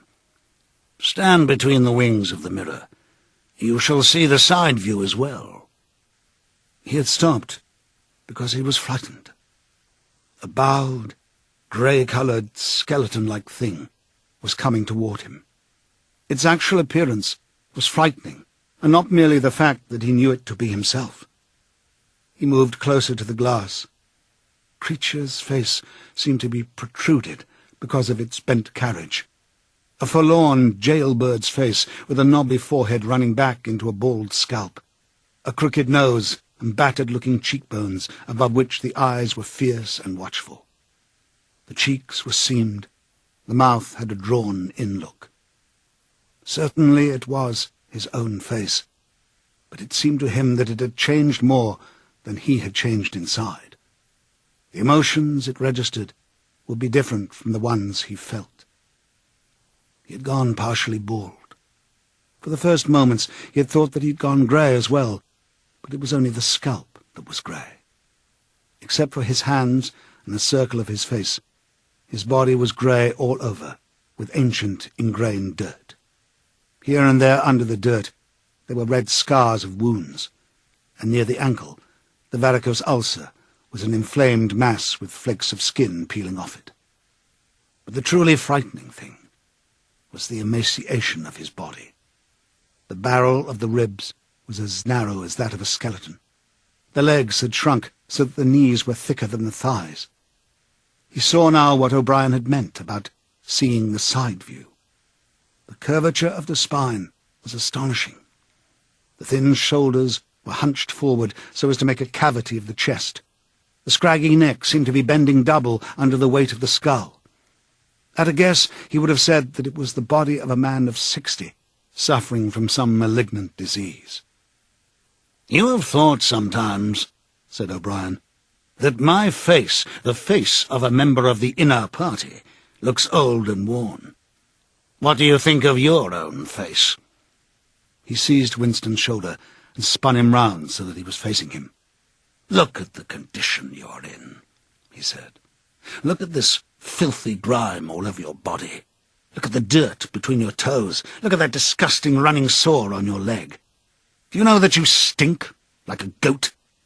Probably you have ceased to notice it. Look at your emaciation. Do you see? I can make my thumb and forefinger meet round your bicep. I could snap your neck like a carrot. Do you know that you have lost 25 kilograms since you've been in our hands? Even your hair is coming out in handfuls. Look!" He plucked at Winston's head and brought away a tuft of hair. "Open your mouth. 9, 10, 11 teeth left. How many had you when you came to us? And the few you have are dropping out of your head. Look here." He seized one of Winston's remaining front teeth between his powerful thumb and forefinger. A twinge of pain shot through Winston's jaw. O'Brien had wrenched the loose tooth out by the roots. He tossed it across the cell. "You are rotting away," he said. "You are falling to pieces. What are you? A bag of filth. Now turn round and look into that mirror again. Do you see that thing facing you? That is the last man. If you are human, that is humanity. Now put your clothes on again." Winston began to dress himself with slow, stiff movements. Until now, he had not seemed to notice how thin and weak he was. Only one thought stirred in his mind, that he must have been in this place longer than he'd imagined.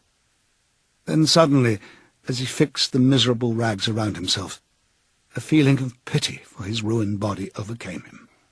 Before he knew what he was doing, he had collapsed onto a small stool that stood beside the bed and burst into tears. He was aware of his ugliness, his gracelessness, a bundle of bones and filthy underclothes, sitting weeping in the harsh white light. But he could not stop himself. O'Brien laid a hand on his shoulder, almost kindly. "It will not last forever," he said. "You can escape from it whenever you choose. Everything depends on yourself." "You did it," sobbed Winston. "You reduced me to this state." "No, Winston. You reduced yourself to it. This is what you accepted when you set yourself up against the party. It was all contained in that first act. Nothing has happened that you did not foresee." He paused and then went on. "We have beaten you, Winston. We have broken you up. You've seen what your body is like. Your mind is in the same state.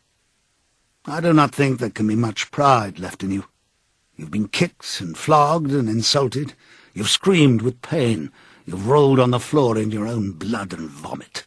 You've whimpered for mercy. You've betrayed everybody and everything. Can you think of a single degradation that has not happened to you?" Winston had stopped weeping, though the tears were still oozing out of his eyes. He looked up at O'Brien.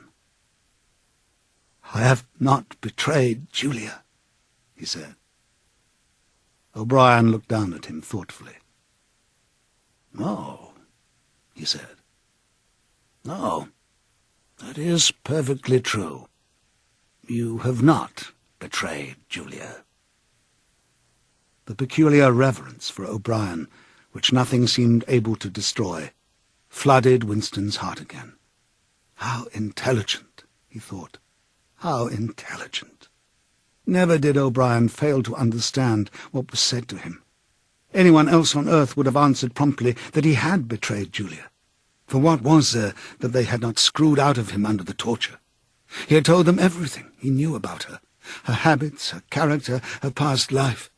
He had confessed in the most trivial detail everything that had happened at their meetings, all that he had said to her and she to him, their black market meals, their adulteries, their vague plottings against the party, everything. And yet, in the sense in which he intended the word, he had not betrayed her. He had not stopped loving her. His feeling toward her had remained the same. O'Brien had seen what he meant, without the need for explanation. "Tell me," he said, "how soon will they shoot me?" "It might be a long time," said O'Brien. "You are a difficult case, but don't give up hope. Everyone is cured sooner or later. In the end, we shall shoot you."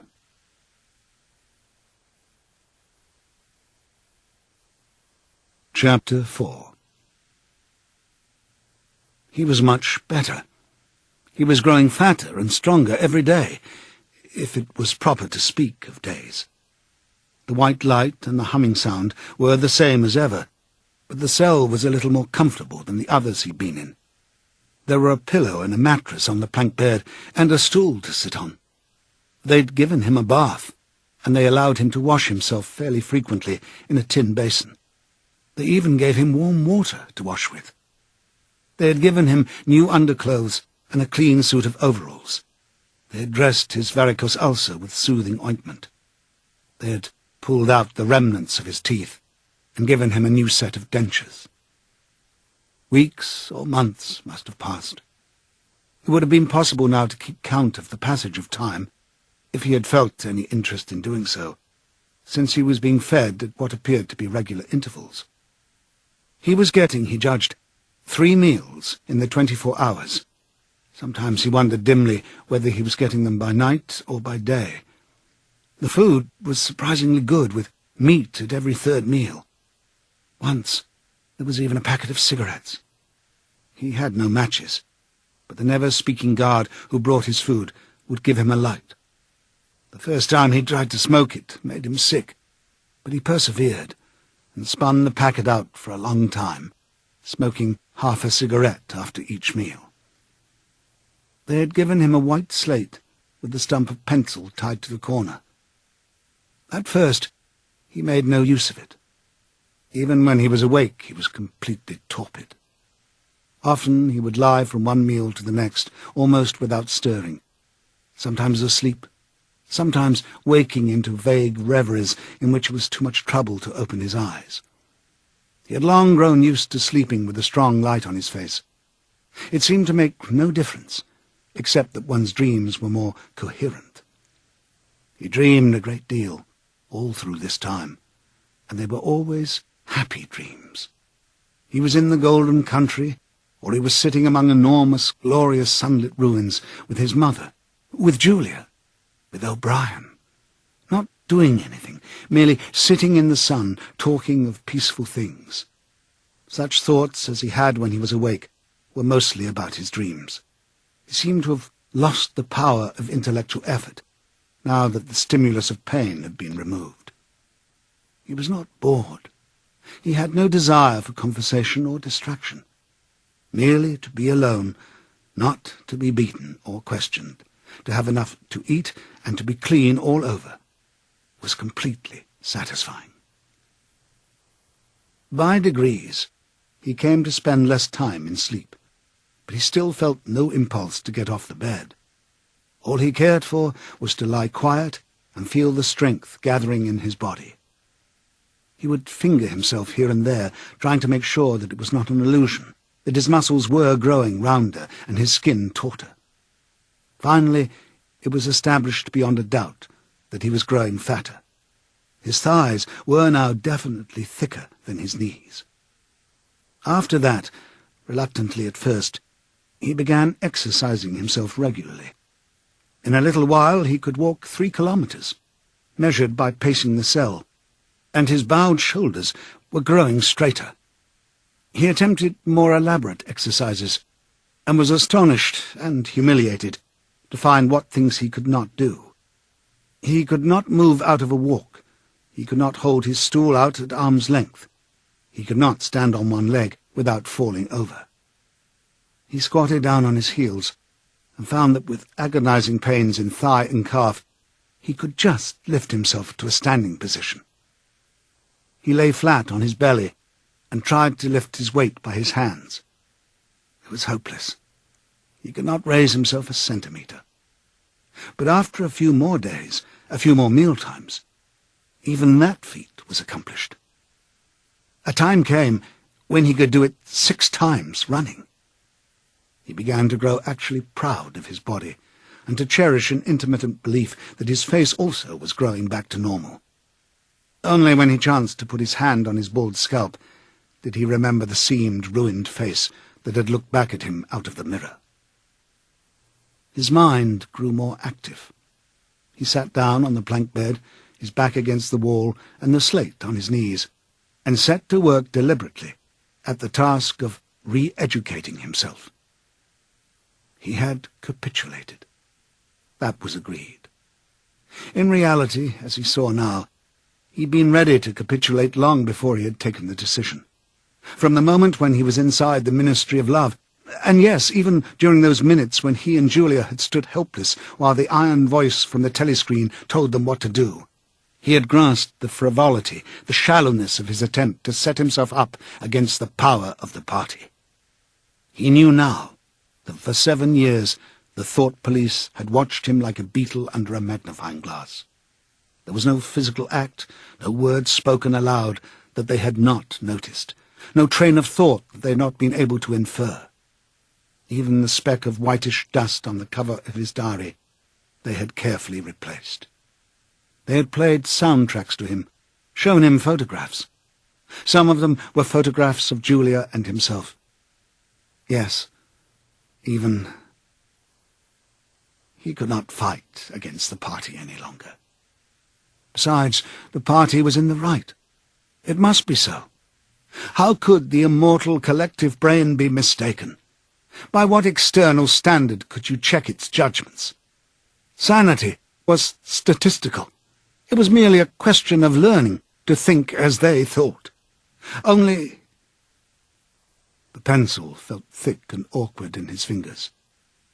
He began to write down the thoughts that came into his head. He wrote first, in large, clumsy capitals, "Freedom is slavery." Then, almost without a pause, he wrote beneath it, "2 and 2 make 5." But then there came a sort of check. His mind, as though shying away from something, seemed unable to concentrate. He knew that he knew what came next, but for the moment he could not recall it. When he did recall it, it was only by consciously reasoning out what it must be. It did not come of its own accord. He wrote, "God is power." He accepted everything. The past was alterable. The past never had been altered. Oceania was at war with East Asia. Oceania had always been at war with East Asia. Jones, Aronson, and Rutherford were guilty of the crimes they were charged with. He had never seen the photograph that disproved their guilt. It had never existed. He had invented it. He remembered remembering contrary things, but those were false memories, products of self-deception. How easy it all was. Only surrender, and everything else followed. It was like swimming against a current that swept you backwards however hard you struggled, and then suddenly deciding to turn round and go with the current instead of opposing it. Nothing had changed except your own attitude. The predestined thing happened in any case. He hardly knew why he had ever rebelled. Everything was easy. Except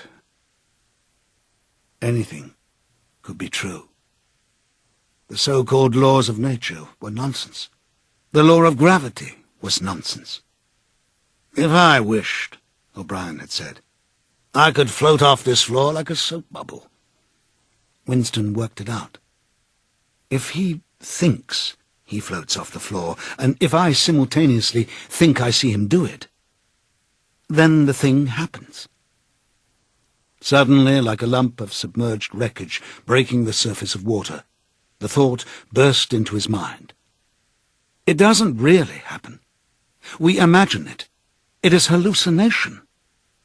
He pushed the thought under instantly. The fallacy was obvious. It presupposed that somewhere or other outside oneself there was a real world where real things happened. But how could there be such a world? What knowledge have we of anything save through our own minds?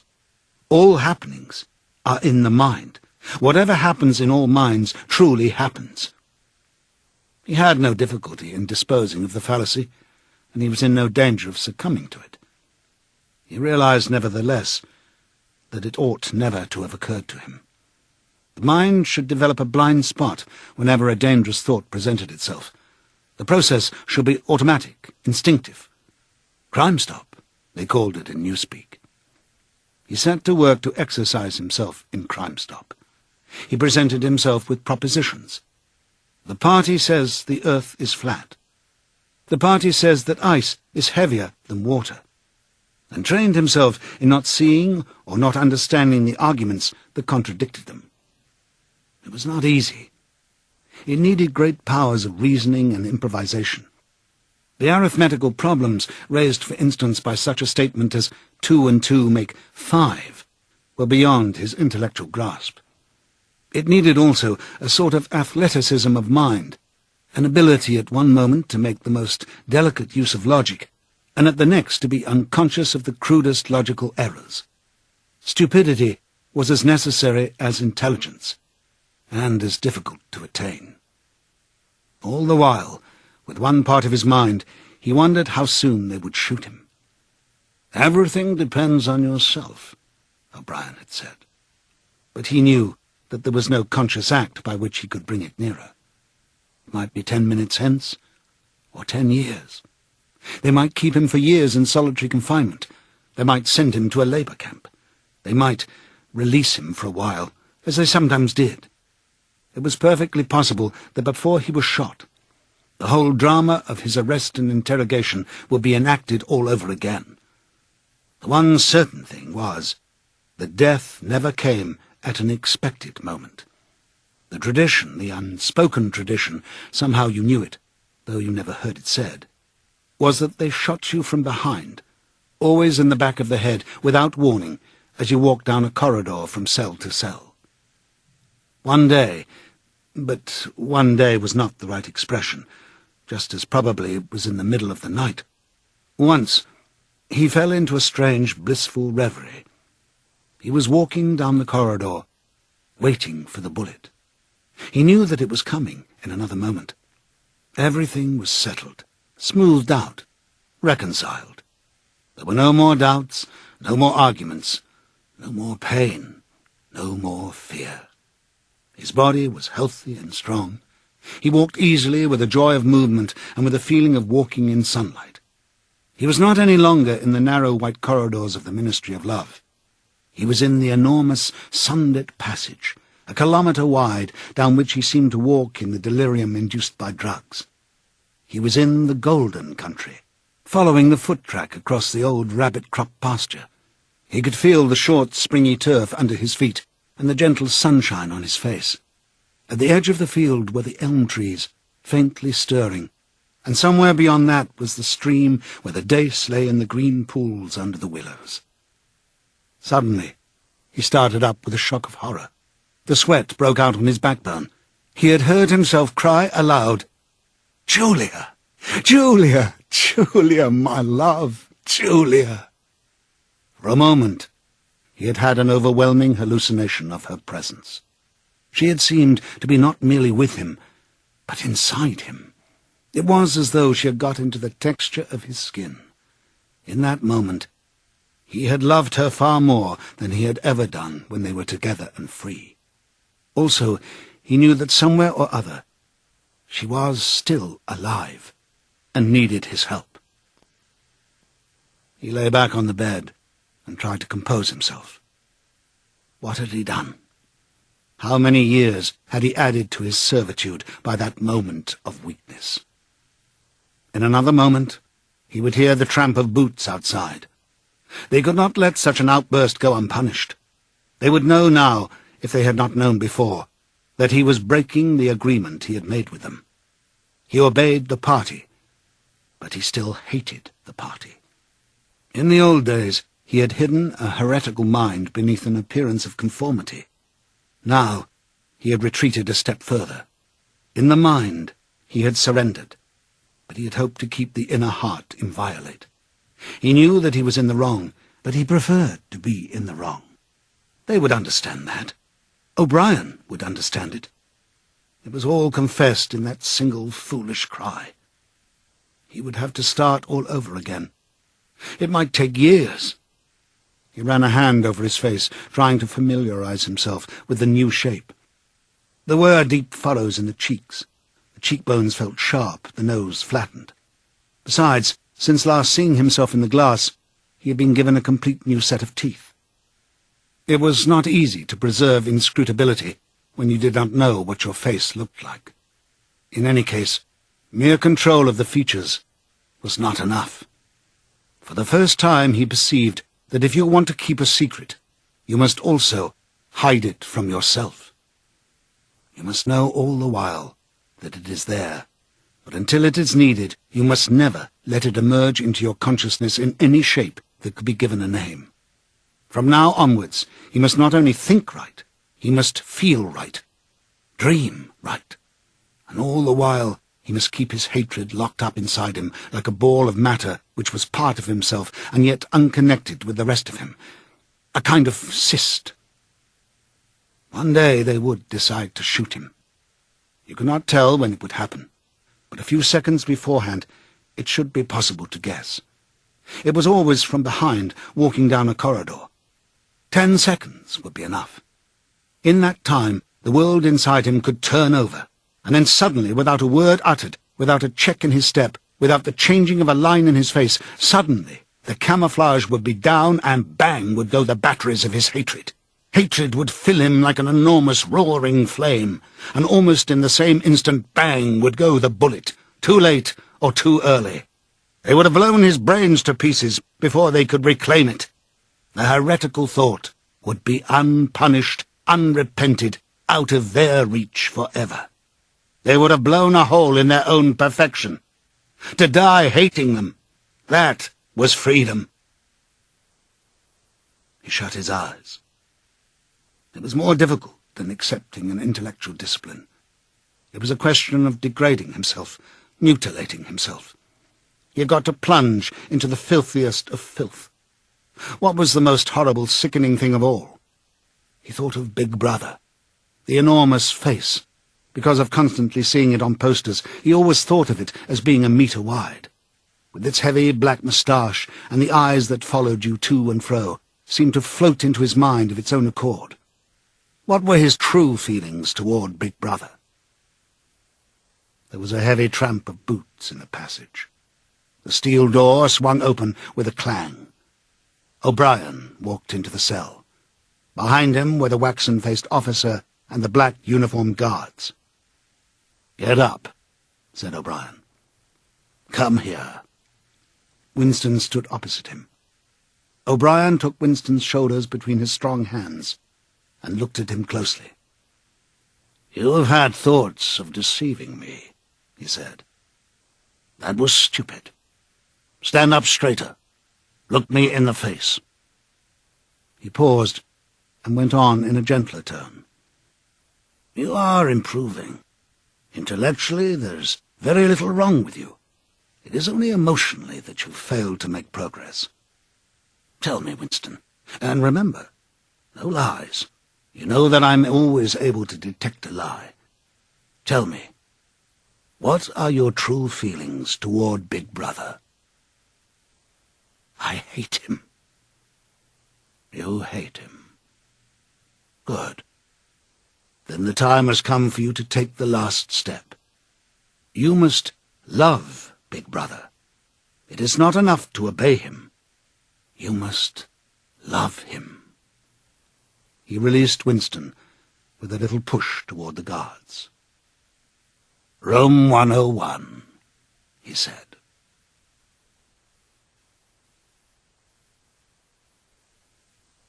Chapter 5.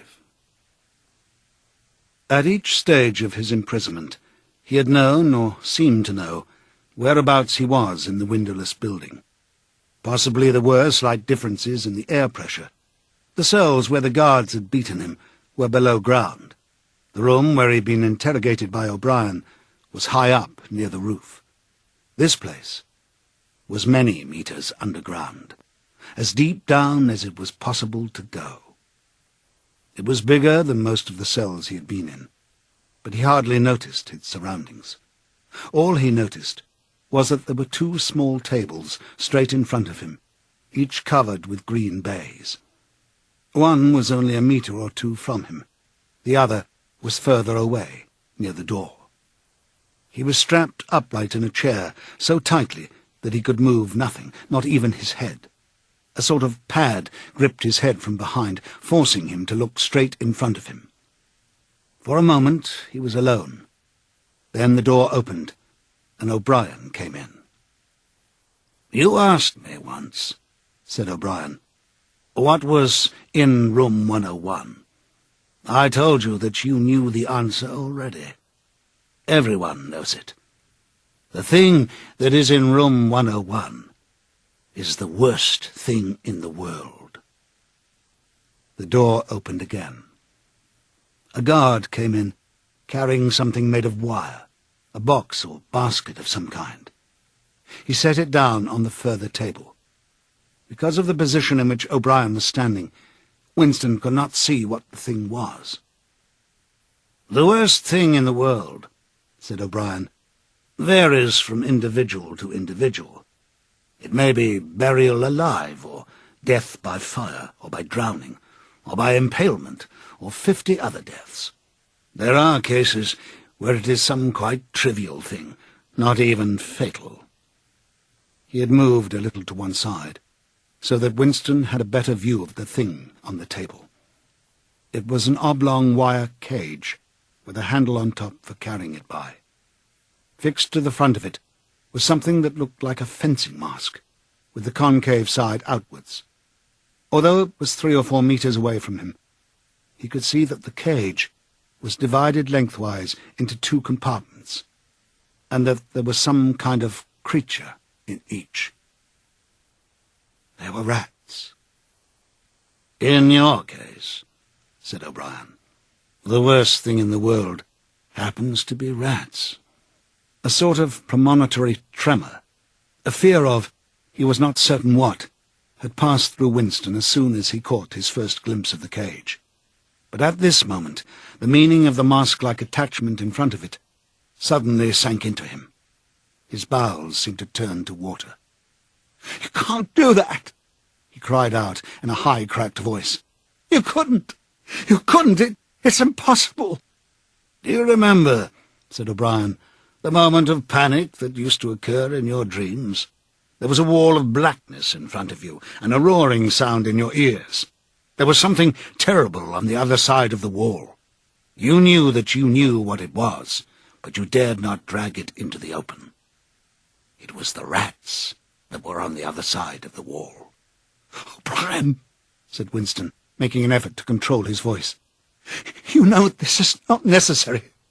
What is it you want me to do?" O'Brien made no direct answer. When he spoke, it was in the schoolmasterish manner that he sometimes affected.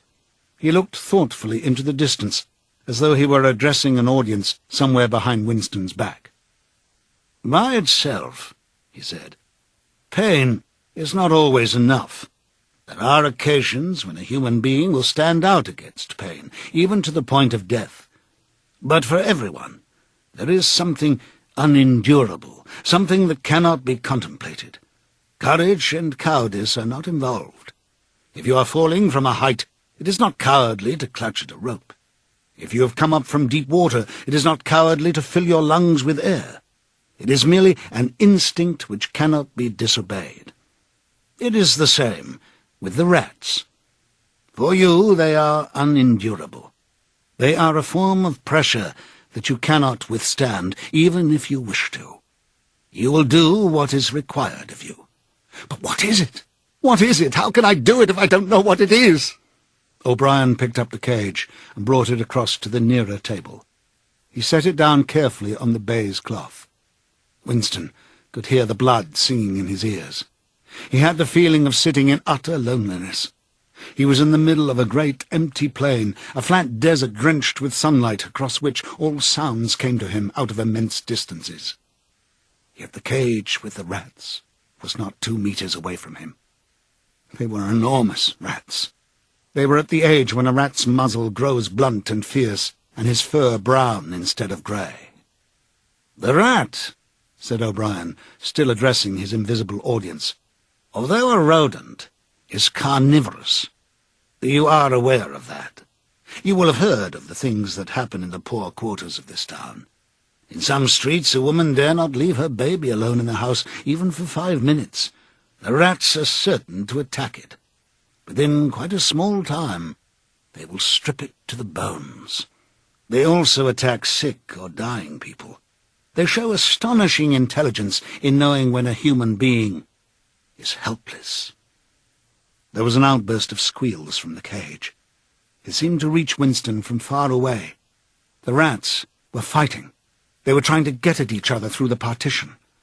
He heard also a deep groan of despair.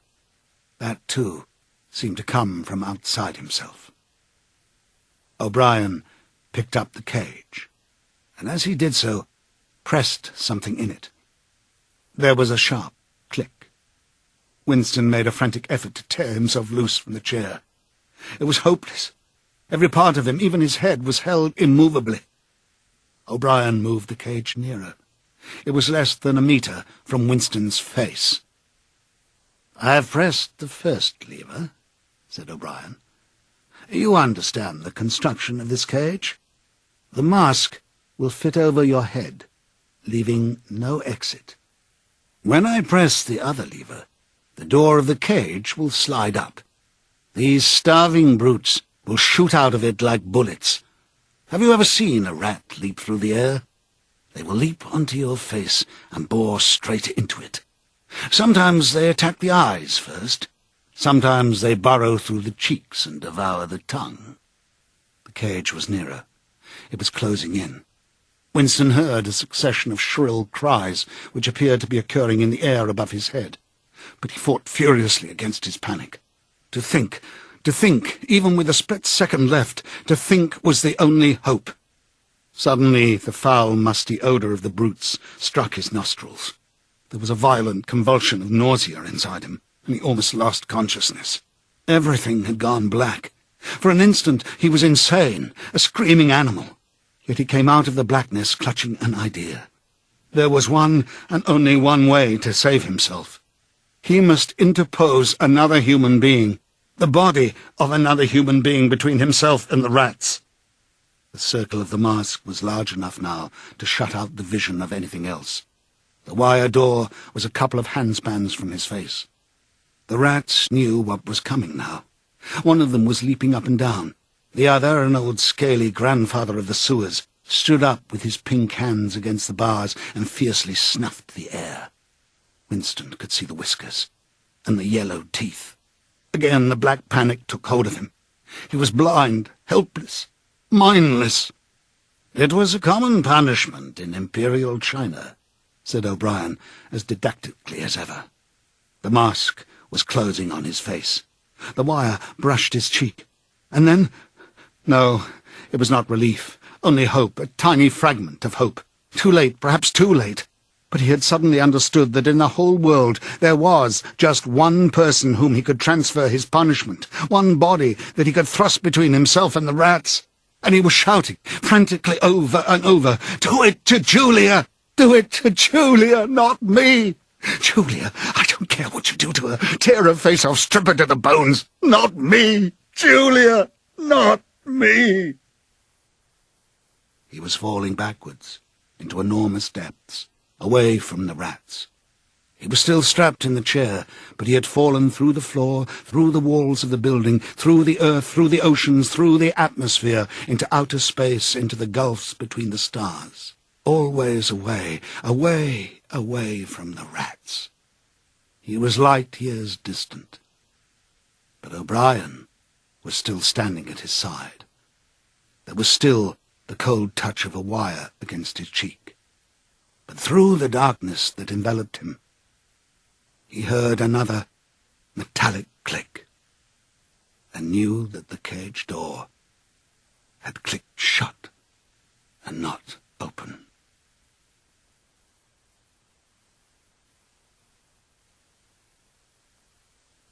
Chapter 6. The chestnut tree was almost empty.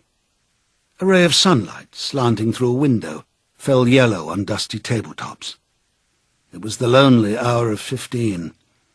A tinny music trickled from the telescreens. Winston sat in his usual corner, gazing into an empty glass. Now and again he glanced up at a vast face which eyed him from the opposite wall. "Big Brother is watching you," the caption said. Unbidden, a waiter came and filled his glass up with Victory gin, shaking into it a few drops from another bottle with a quill through the cork. It was saccharine-flavoured with cloves, a speciality of the cafe. Winston was listening to the telescreen. At present, only music was coming out of it, but there was a possibility that at any moment there might be a special bulletin from the Ministry of Peace. The news from the African front was disquieting in the extreme. On and off, he'd been worrying about it all day. A Eurasian army. Oceania was at war with Eurasia. Oceania had always been at war with Eurasia. Was moving southward at terrifying speed. The midday bulletin had not mentioned any definite area, but it was probable that already the mouth of the Congo was a battlefield. Brazzaville and Leopoldville were in danger.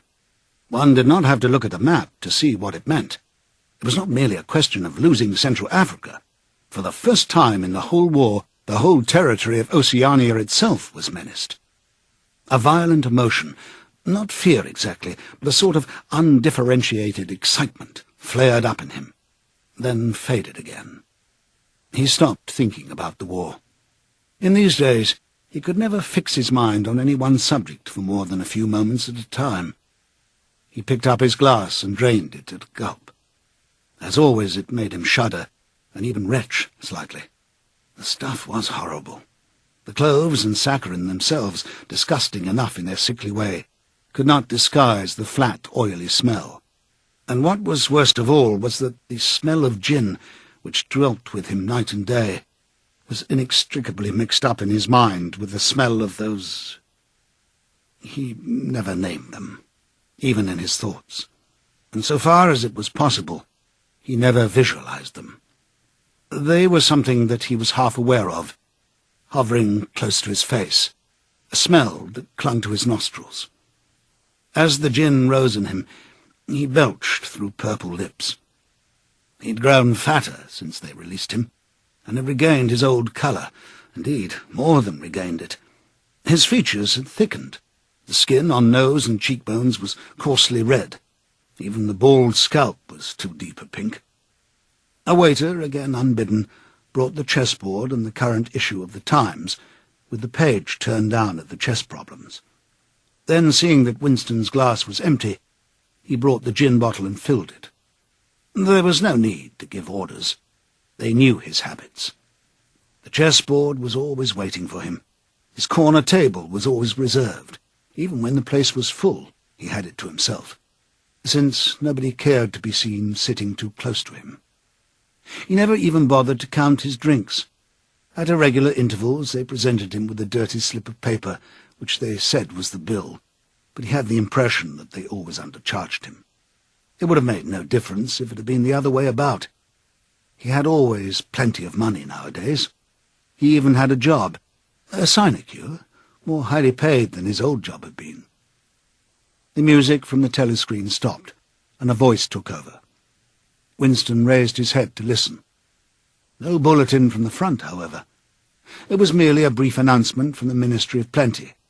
In the preceding quarter, it appeared, the 10th three-year plan's quota for bootlaces had been overfilled by 98%. He examined the chess problem and set out the pieces. It was a tricky ending, involving a couple of knights. White to play and mate in 2 moves. Winston looked up at the portrait of Big Brother. White always mates, he thought, with a sort of cloudy mysticism.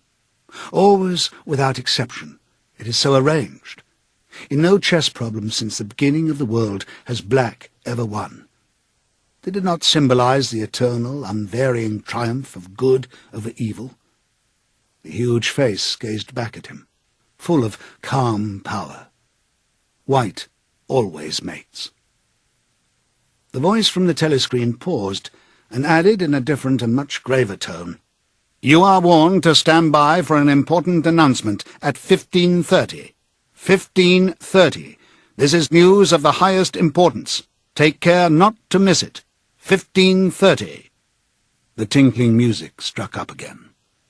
Winston's heart stirred. That was the bulletin from the front. Instinct told him that it was bad news that was coming. All day, with the little spurts of excitement, the thought of a smashing defeat in Africa had been in and out of his mind. He seemed actually to see the Eurasian army swarming across the never-broken frontier and pouring down into the tip of Africa like a column of ants. Why had it not been possible to outflank them in some way? The outline of the West African coast stood out vividly in his mind. He picked up the White Knight and moved it across the board. There was the proper spot.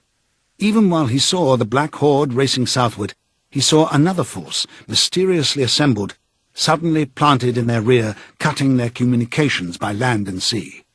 He felt that by willing it, he was bringing that other force into existence. But it was necessary to act quickly. If they could get control of the whole of Africa, if they had airfields and submarine bases at the Cape, it would cut Oceania in two. Might mean anything. Defeat, breakdown, the redivision of the world, the destruction of the party. He drew a deep breath. An extraordinary medley of feelings, but it was not a medley exactly. Rather, it was successive layers of feeling, in which one could not say which layer was undermost, struggled inside him. The spasm passed. He put the White Knight back in its place. But for the moment, he could not settle down to serious study of the chess problem. His thoughts wandered again. Almost unconsciously, he traced with his finger in the dust on the table. 2 plus 2 equals 5. "They can't get inside you," she had said. But they could get inside you. "Whatever happens to you here is forever," O'Brien had said. That was a true word. There were things, your own acts, from which you could not recover.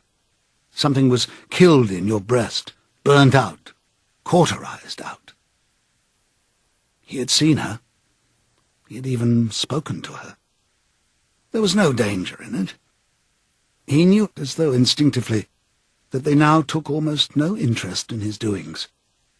He could have arranged to meet her a second time, if either of them had wanted to. Actually, it was by chance that they'd met. It was in the park, on a vile, biting day in March, when the earth was like iron and all the grass seemed dead, and there was not a bud anywhere except a few crocuses which had pushed themselves up to be dismembered by the wind. He was hurrying along with frozen hands and watering eyes when he saw her, not 10 meters away from him. It struck him at once that she had changed in some ill-defined way. They almost passed one another without a sign. Then he turned and followed her, not very eagerly. He knew that there was no danger. Nobody would take any interest in them. She did not speak. She walked obliquely away across the grass, as though trying to get rid of him, then seemed to resign herself to having him at her side. Presently, they were in among a clump of ragged, leafless shrubs, useless either for concealment or as protection from the wind. They halted. It was vilely cold. The wind whistled through the twigs and fretted the occasional dirty-looking crocuses. He put his arm round her waist. There was no telescreen, but there must be hidden microphones. Besides, they could be seen. It did not matter. Nothing mattered. They could have lain down on the ground and done that if they'd wanted to. His flesh froze with the horror of the thought of it. She made no response whatever to the clasp of his arm. She did not even try to disengage herself. He knew now what had changed in her. Her face was sallower, and there was a long scar, partly hidden by the hair, across her forehead and temple. But that was not the change. It was that her waist had grown thicker, and in a surprising way had stiffened. He remembered how once, after the explosion of a rocket bomb, he had helped to drag a corpse out of some ruins, and had been astonished not only by the incredible weight of the thing, but by its rigidity and awkwardness to handle, which made it seem more like stone than flesh. Her body felt like that. It occurred to him that the texture of her skin would be quite different from what it had once been. He did not attempt to kiss her, nor did they speak. As they walked back across the gate, she looked directly at him for the first time. It was only a momentary glance, full of contempt and dislike. He wondered whether it was a dislike that came purely out of the past, or whether it was inspired also by his bloated face and the water that the wind kept squeezing from his eyes. They sat down on 2 iron chairs, side by side, but not too close together. He saw that she was about to speak. She moved her clumsy shoe a few centimetres and deliberately crushed a twig. Her feet seemed to have grown broader, he noticed. "I betrayed you," she said boldly. "I betrayed you," he said. She gave him another quick look of dislike.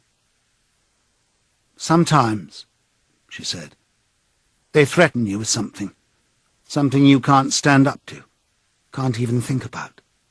And then you say, 'Don't do it to me, do it to somebody else, do it to so-and-so.'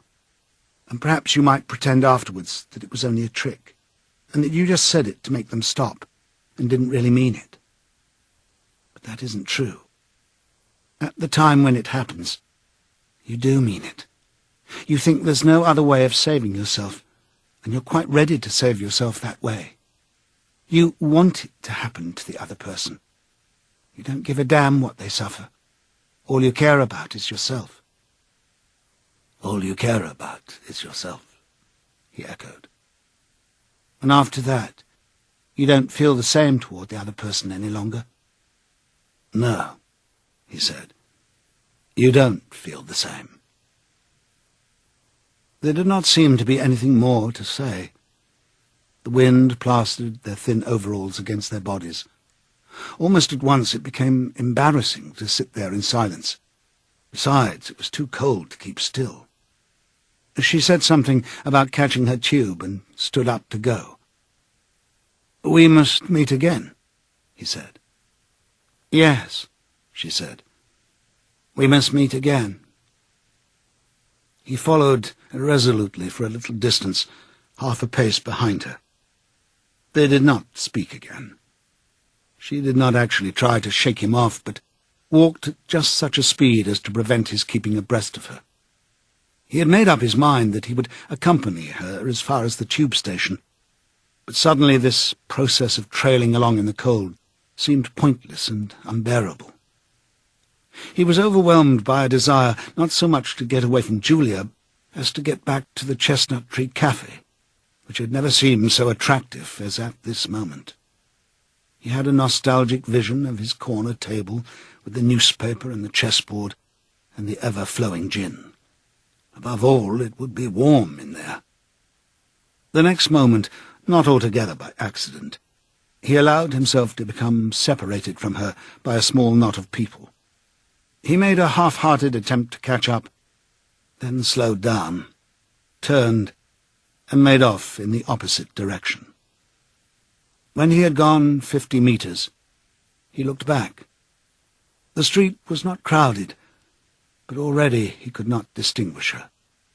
Any one of a dozen hurrying figures might have been hers. Perhaps her thickened, stiffened body was no longer recognizable from behind.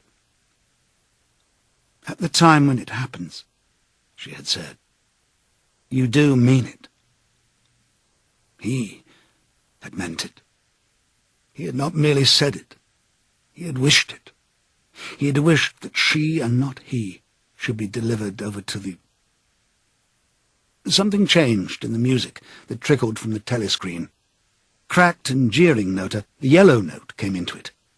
And then, perhaps it was not happening, perhaps it was only a memory taking on the semblance of sound.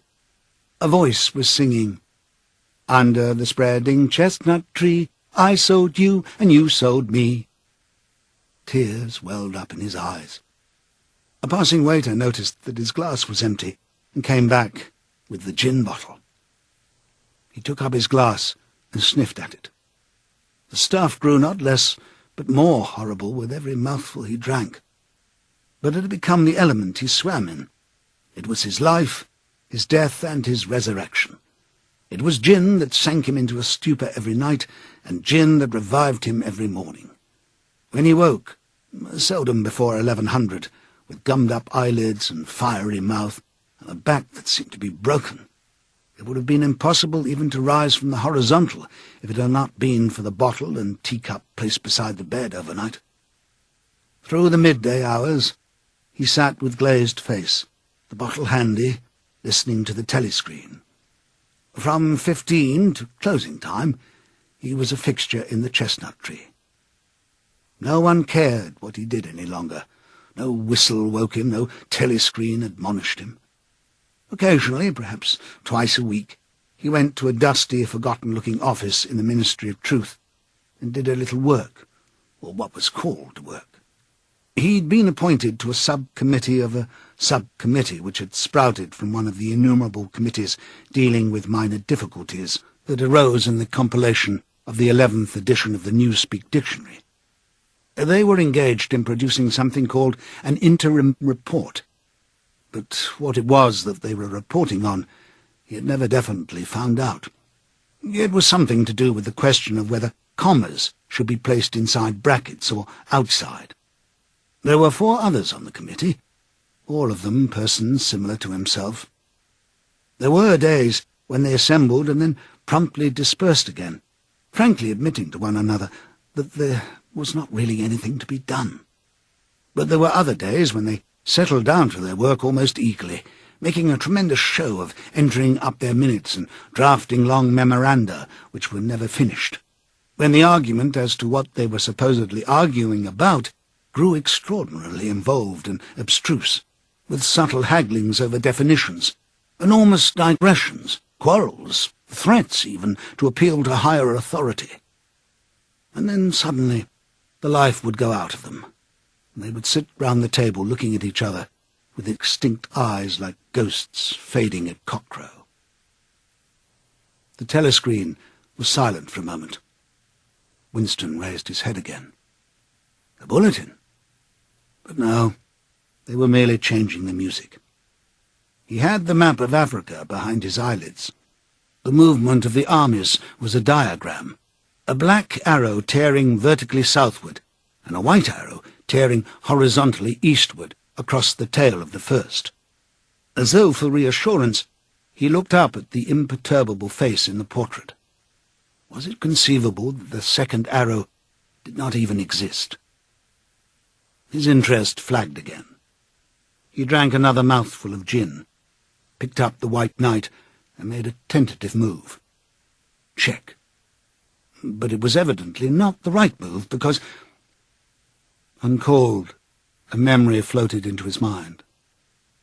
He saw a candlelit room with a vast white counterpaned bed, and himself, a boy of 9 or 10, sitting on the floor, shaking a dice box and laughing excitedly.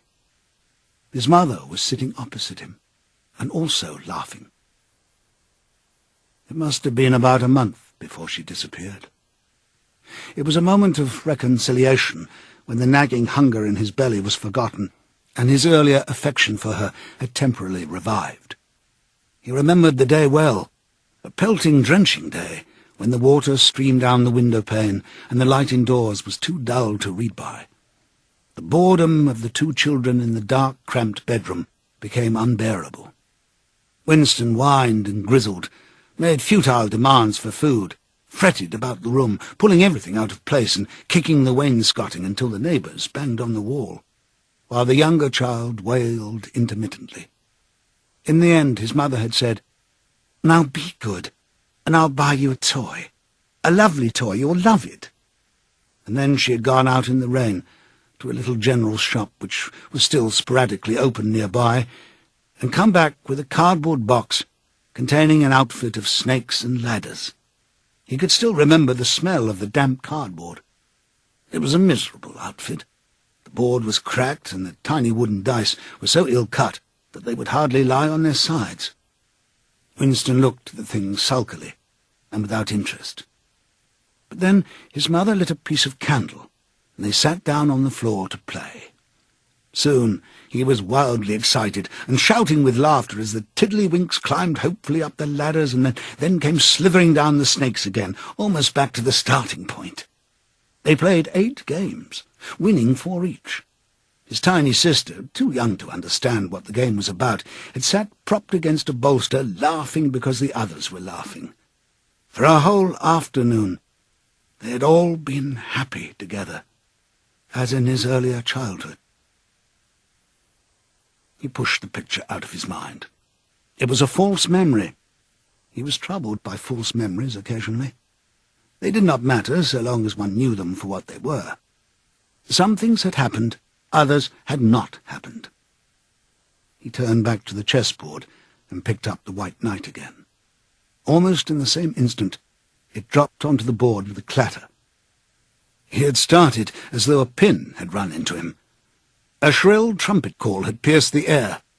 It was the bulletin. Victory! It always meant victory when a trumpet call preceded the news. A sort of electric thrill ran through the cafe. Even the waiters had started and pricked up their ears. The trumpet call had let loose an enormous volume of noise. Already an excited voice was gabbling from the telescreen, but even as it started, it was almost drowned out by a roar of cheering from outside.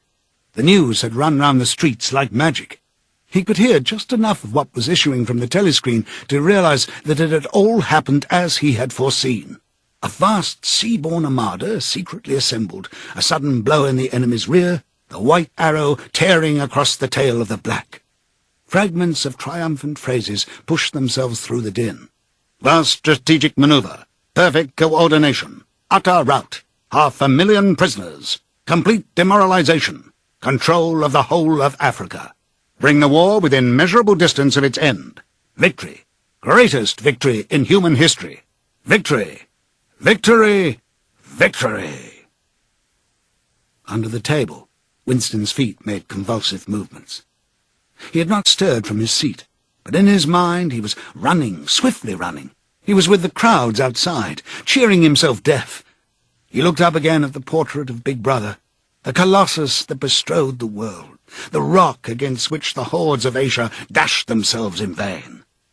He thought how 10 minutes ago, yes, only 10 minutes, there had still been equivocation in his heart as he wondered whether the news from the front would be of victory or defeat. It was more than a Eurasian army that had perished. Much had changed in him since the first day in the Ministry of Love, but the final, indispensable, healing change had never happened until this moment. The voice from the telescreen was still pouring forth its tale of prisoners and booty and slaughter, but the shouting outside had died down a little. The waiters were turning back to their work. One of them approached with the gin bottle. Winston, sitting in a blissful dream, paid no attention as his glass was filled up. He was not running or cheering any longer. He was back in the Ministry of Love, with everything forgiven, his soul white as snow. He was in the public dock, confessing everything, implicating everybody. He was walking down the white-tiled corridor with the feeling of walking in sunlight, and an armed guard at his back. The long-hoped-for bullet was entering his brain. He gazed up at the enormous face. 40 years it had taken him to learn what kind of smile was hidden beneath the dark moustache. Oh, cruel, needless misunderstanding! Oh, stubborn, self-willed exile from the loving breast! 2 gin-scented tears trickled down the sides of his nose. But it was all right. Everything was all right. The struggle was finished. He had won the victory over himself. He loved Big Brother.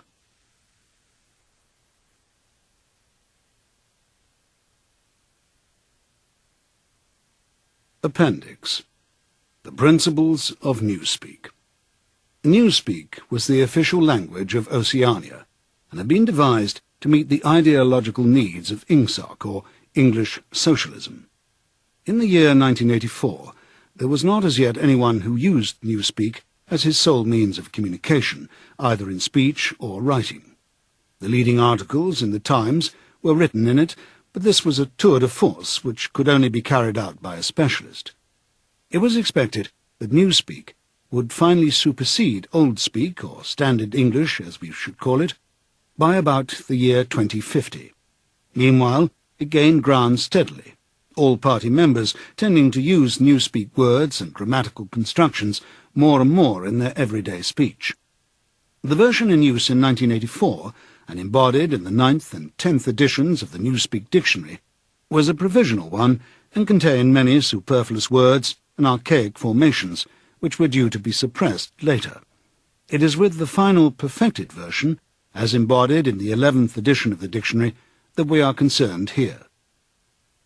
The purpose of Newspeak was not only to provide a medium of expression for the world view and mental habits proper to the devotees of INGSOC, but to make all other modes of thought impossible. It was intended that when Newspeak had been adopted once and for all, and Oldspeak forgotten, a heretical thought, that is, a thought diverging from the principles of INGSOC, should be literally unthinkable, at least so far as thought is dependent on words.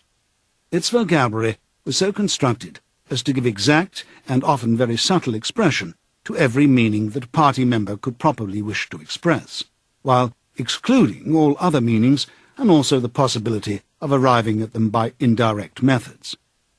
This was done partly by the invention of new words, but chiefly by eliminating undesirable words and by stripping such words as remained of unorthodox meanings, and so far as possible of all secondary meanings whatever.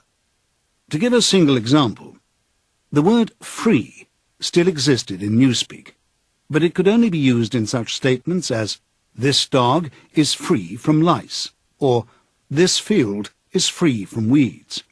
It could not be used in its old sense of politically free or intellectually free, since political and intellectual freedom no longer existed, even as concepts, and were therefore of necessity nameless.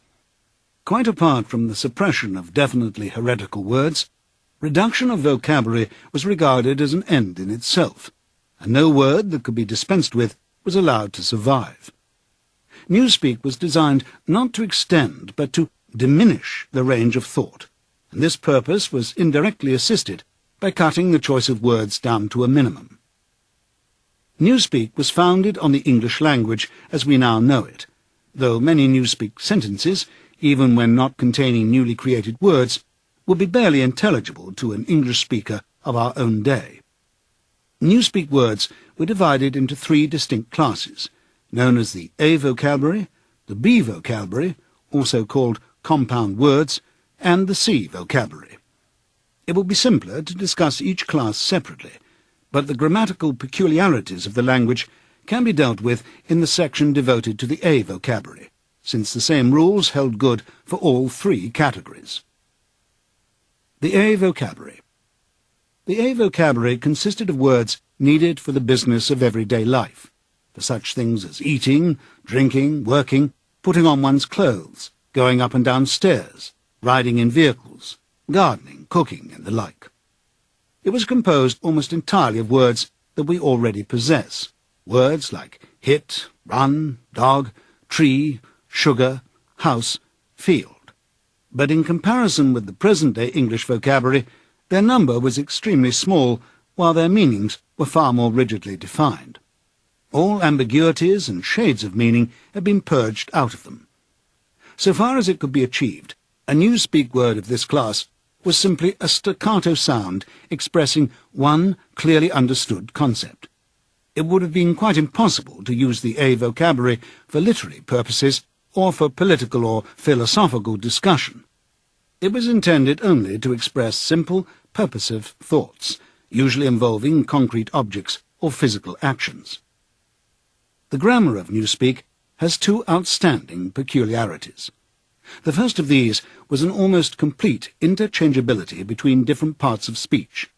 Any word in the language, in principle this applied even to very abstract words such as if or when, could be used either as verb, noun, adjective, or adverb. Between the verb and the noun form, when they were of the same root, there was never any variation, this rule of itself involving the destruction of many archaic forms. The word thought, for example, did not exist in Newspeak. Its place was taken by think, which did duty for both noun and verb. No etymological principle was involved here. In some cases, it was the original noun that was chosen for intension, in other cases, the verb. Even where a noun and verb of kindred meaning were not etymologically connected, one or the other of them was frequently suppressed. There was, for example, no such word as cut, its meaning being sufficiently covered by the noun-verb knife. Adjectives were formed by adding the suffix full to the noun-verb, and adverbs by adding wise.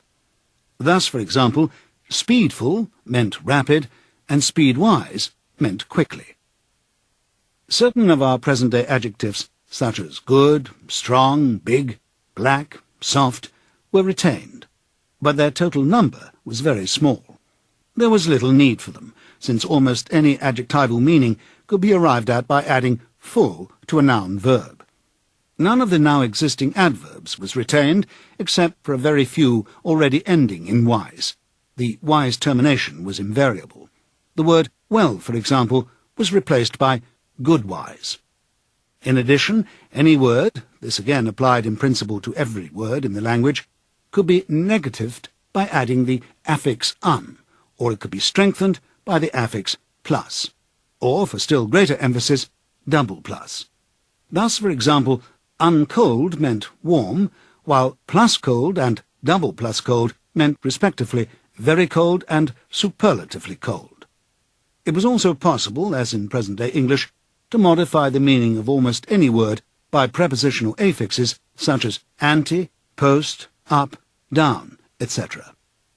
By such methods, it was found possible to bring about an enormous diminution of vocabulary.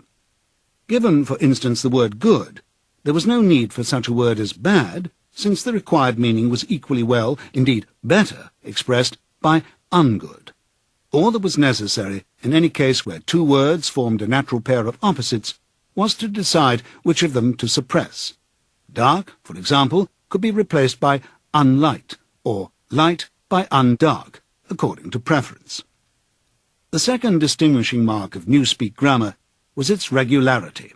Subject to a few exceptions, which are mentioned here, all inflections followed the same rules.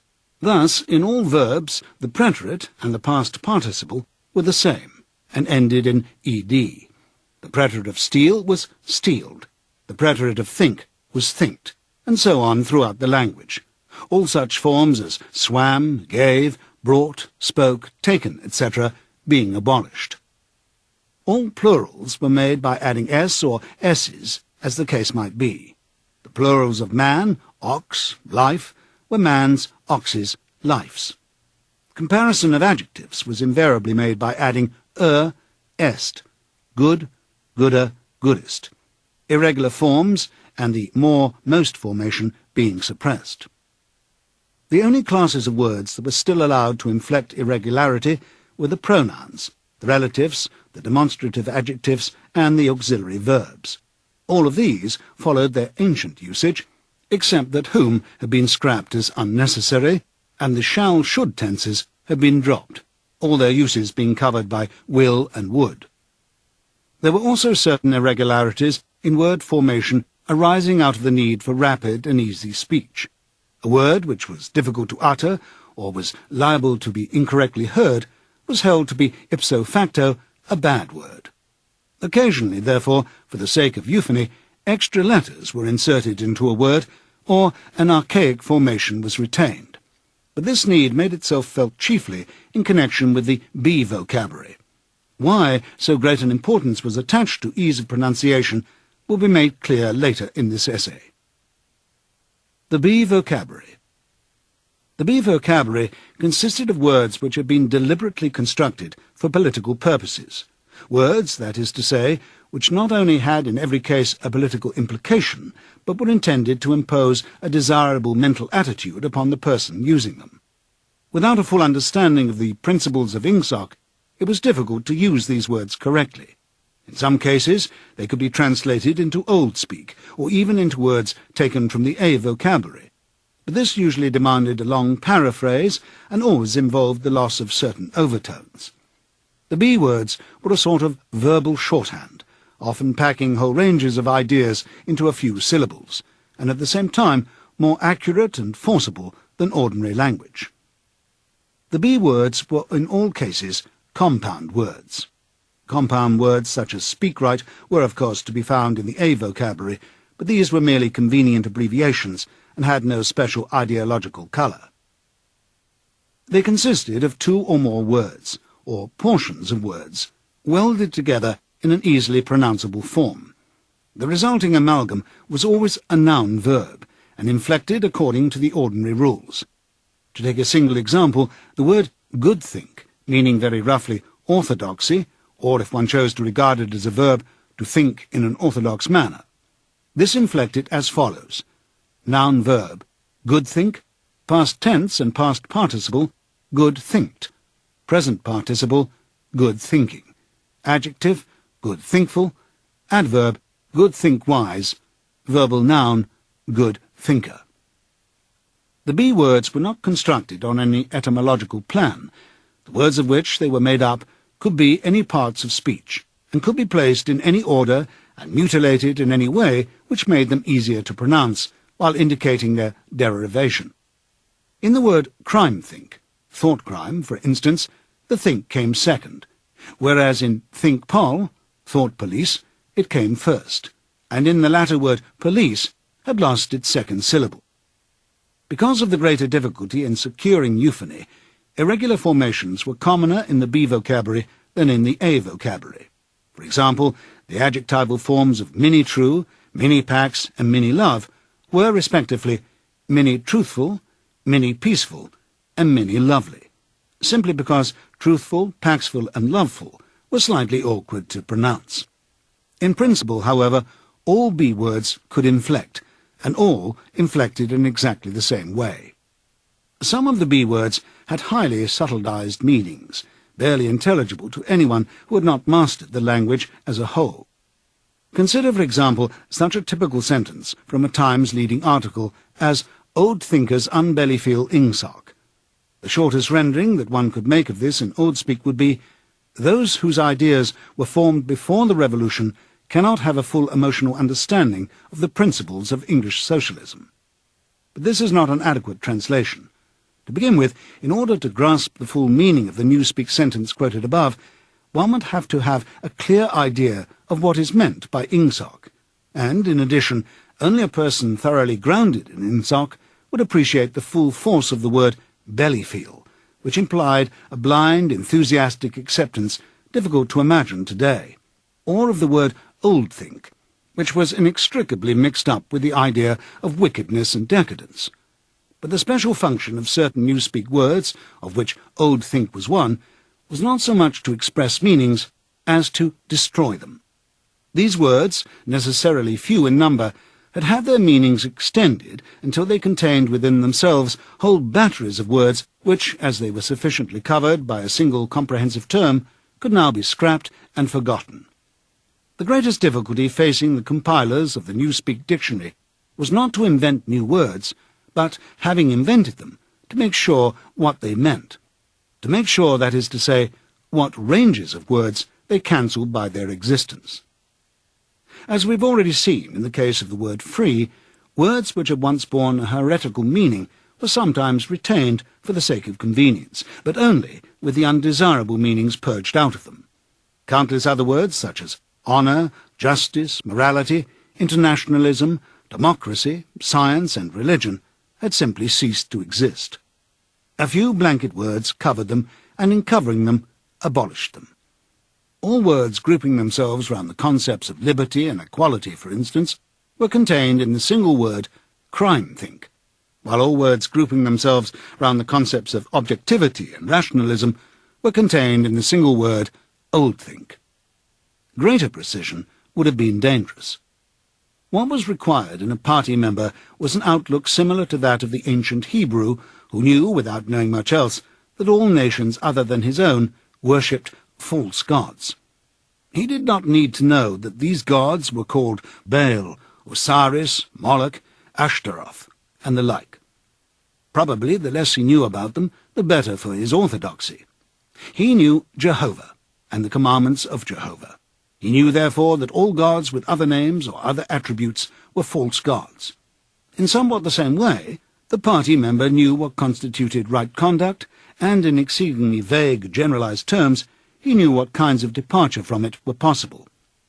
His sexual life, for example, was entirely regulated by the two newspeak words sex crime, sexual immorality, and good sex, chastity.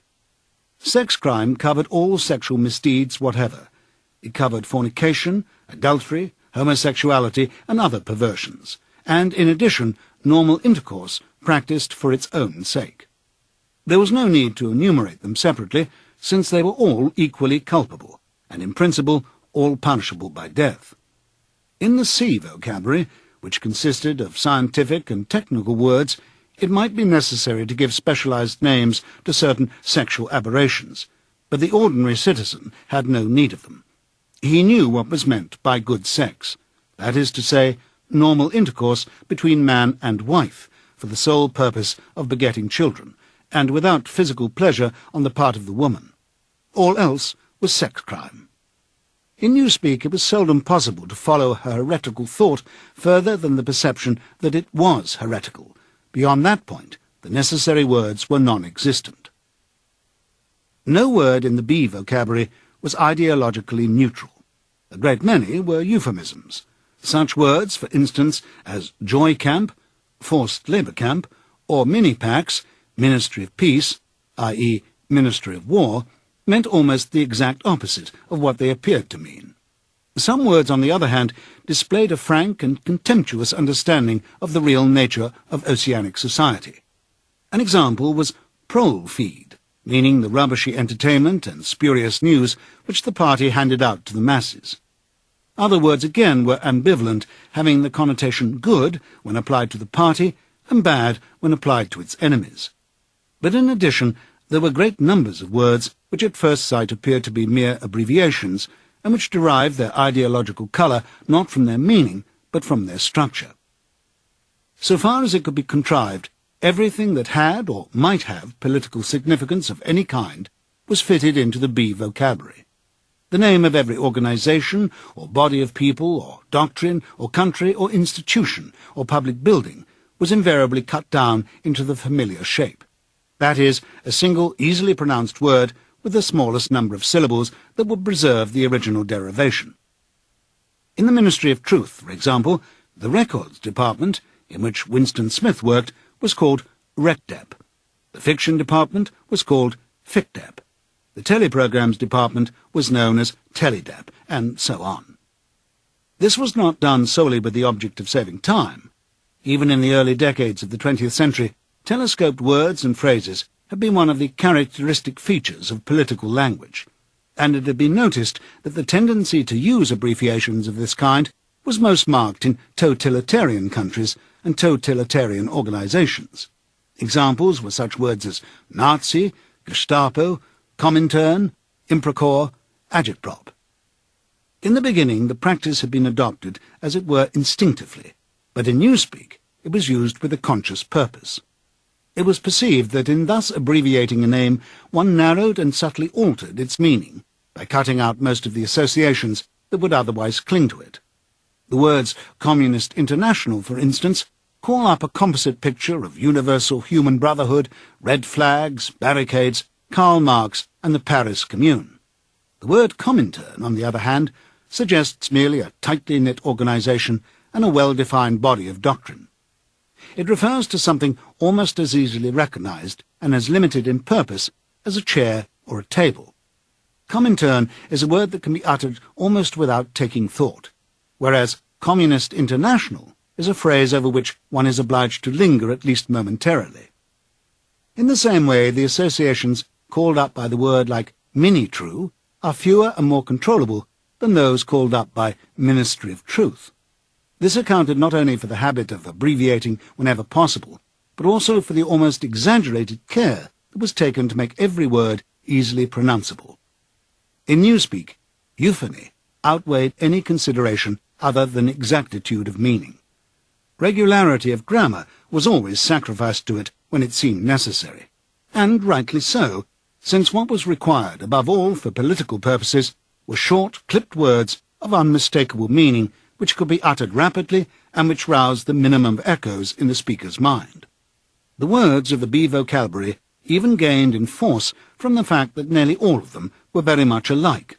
Almost invariably these words, good think, mini-pax, prole-feed, sex crime, joy camp, ingsoc, bellyfield, thinkpol, and countless others, were words of 2 or 3 syllables, with the stress distributed equally between the first syllable and the last. The use of them encouraged a gabbling style of speech, at once staccato and monotonous, and this was exactly what was aimed at.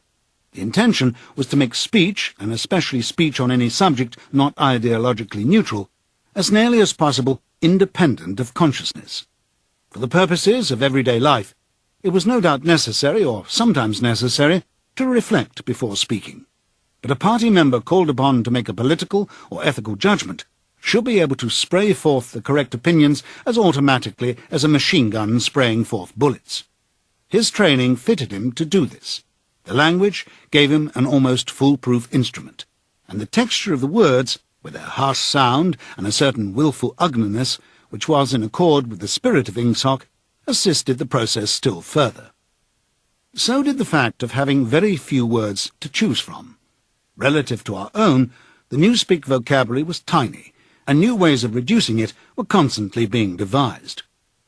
Newspeak, indeed, differed from almost all other languages in that its vocabulary grew smaller instead of larger each year. Each reduction was a gain, since the smaller the area of choice, the smaller the temptation to take thought. Ultimately, it was hoped to make articulate speech issue from the larynx without involving the higher brain centres at all. This aim was frankly admitted in the Newspeak word duck-speak, meaning to quack like a duck. Like various other words in the B vocabulary, duck-speak was ambivalent in meaning.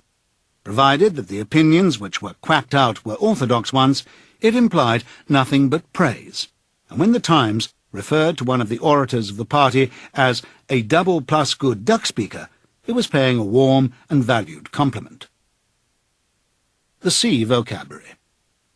The C vocabulary was supplementary to the others and consisted entirely of scientific and technical terms. These resembled the scientific terms in use today and were constructed from the same roots, but the usual care was taken to define them rigidly and strip them of undesirable meanings. They followed the same grammatical rules as the words in the other 2 vocabularies. Very few of the C words had any currency either in everyday speech or in political speech. Any scientific worker or technician could find all the words he needed in the list devoted to his own speciality, but he seldom had more than a smattering of the words occurring in the other lists. Only a very few words were common to all lists, and there was no vocabulary expressing the function of science as a habit of mind or a method of thought, irrespective of its particular branches. There was indeed no word for science, any meaning that it could possibly bear being already sufficiently covered by the word ingsoc. From the foregoing account, it will be seen that in Newspeak the expression of unorthodox opinions, above a very low level, was well nigh impossible. It was, of course, possible to utter heresies of a very crude kind, a species of blasphemy. It would have been possible, for example, to say, "Big Brother is ungood," but this statement, which to an orthodox ear merely conveyed a self-evident absurdity, could not have been sustained by reasoned argument, because the necessary words were not available.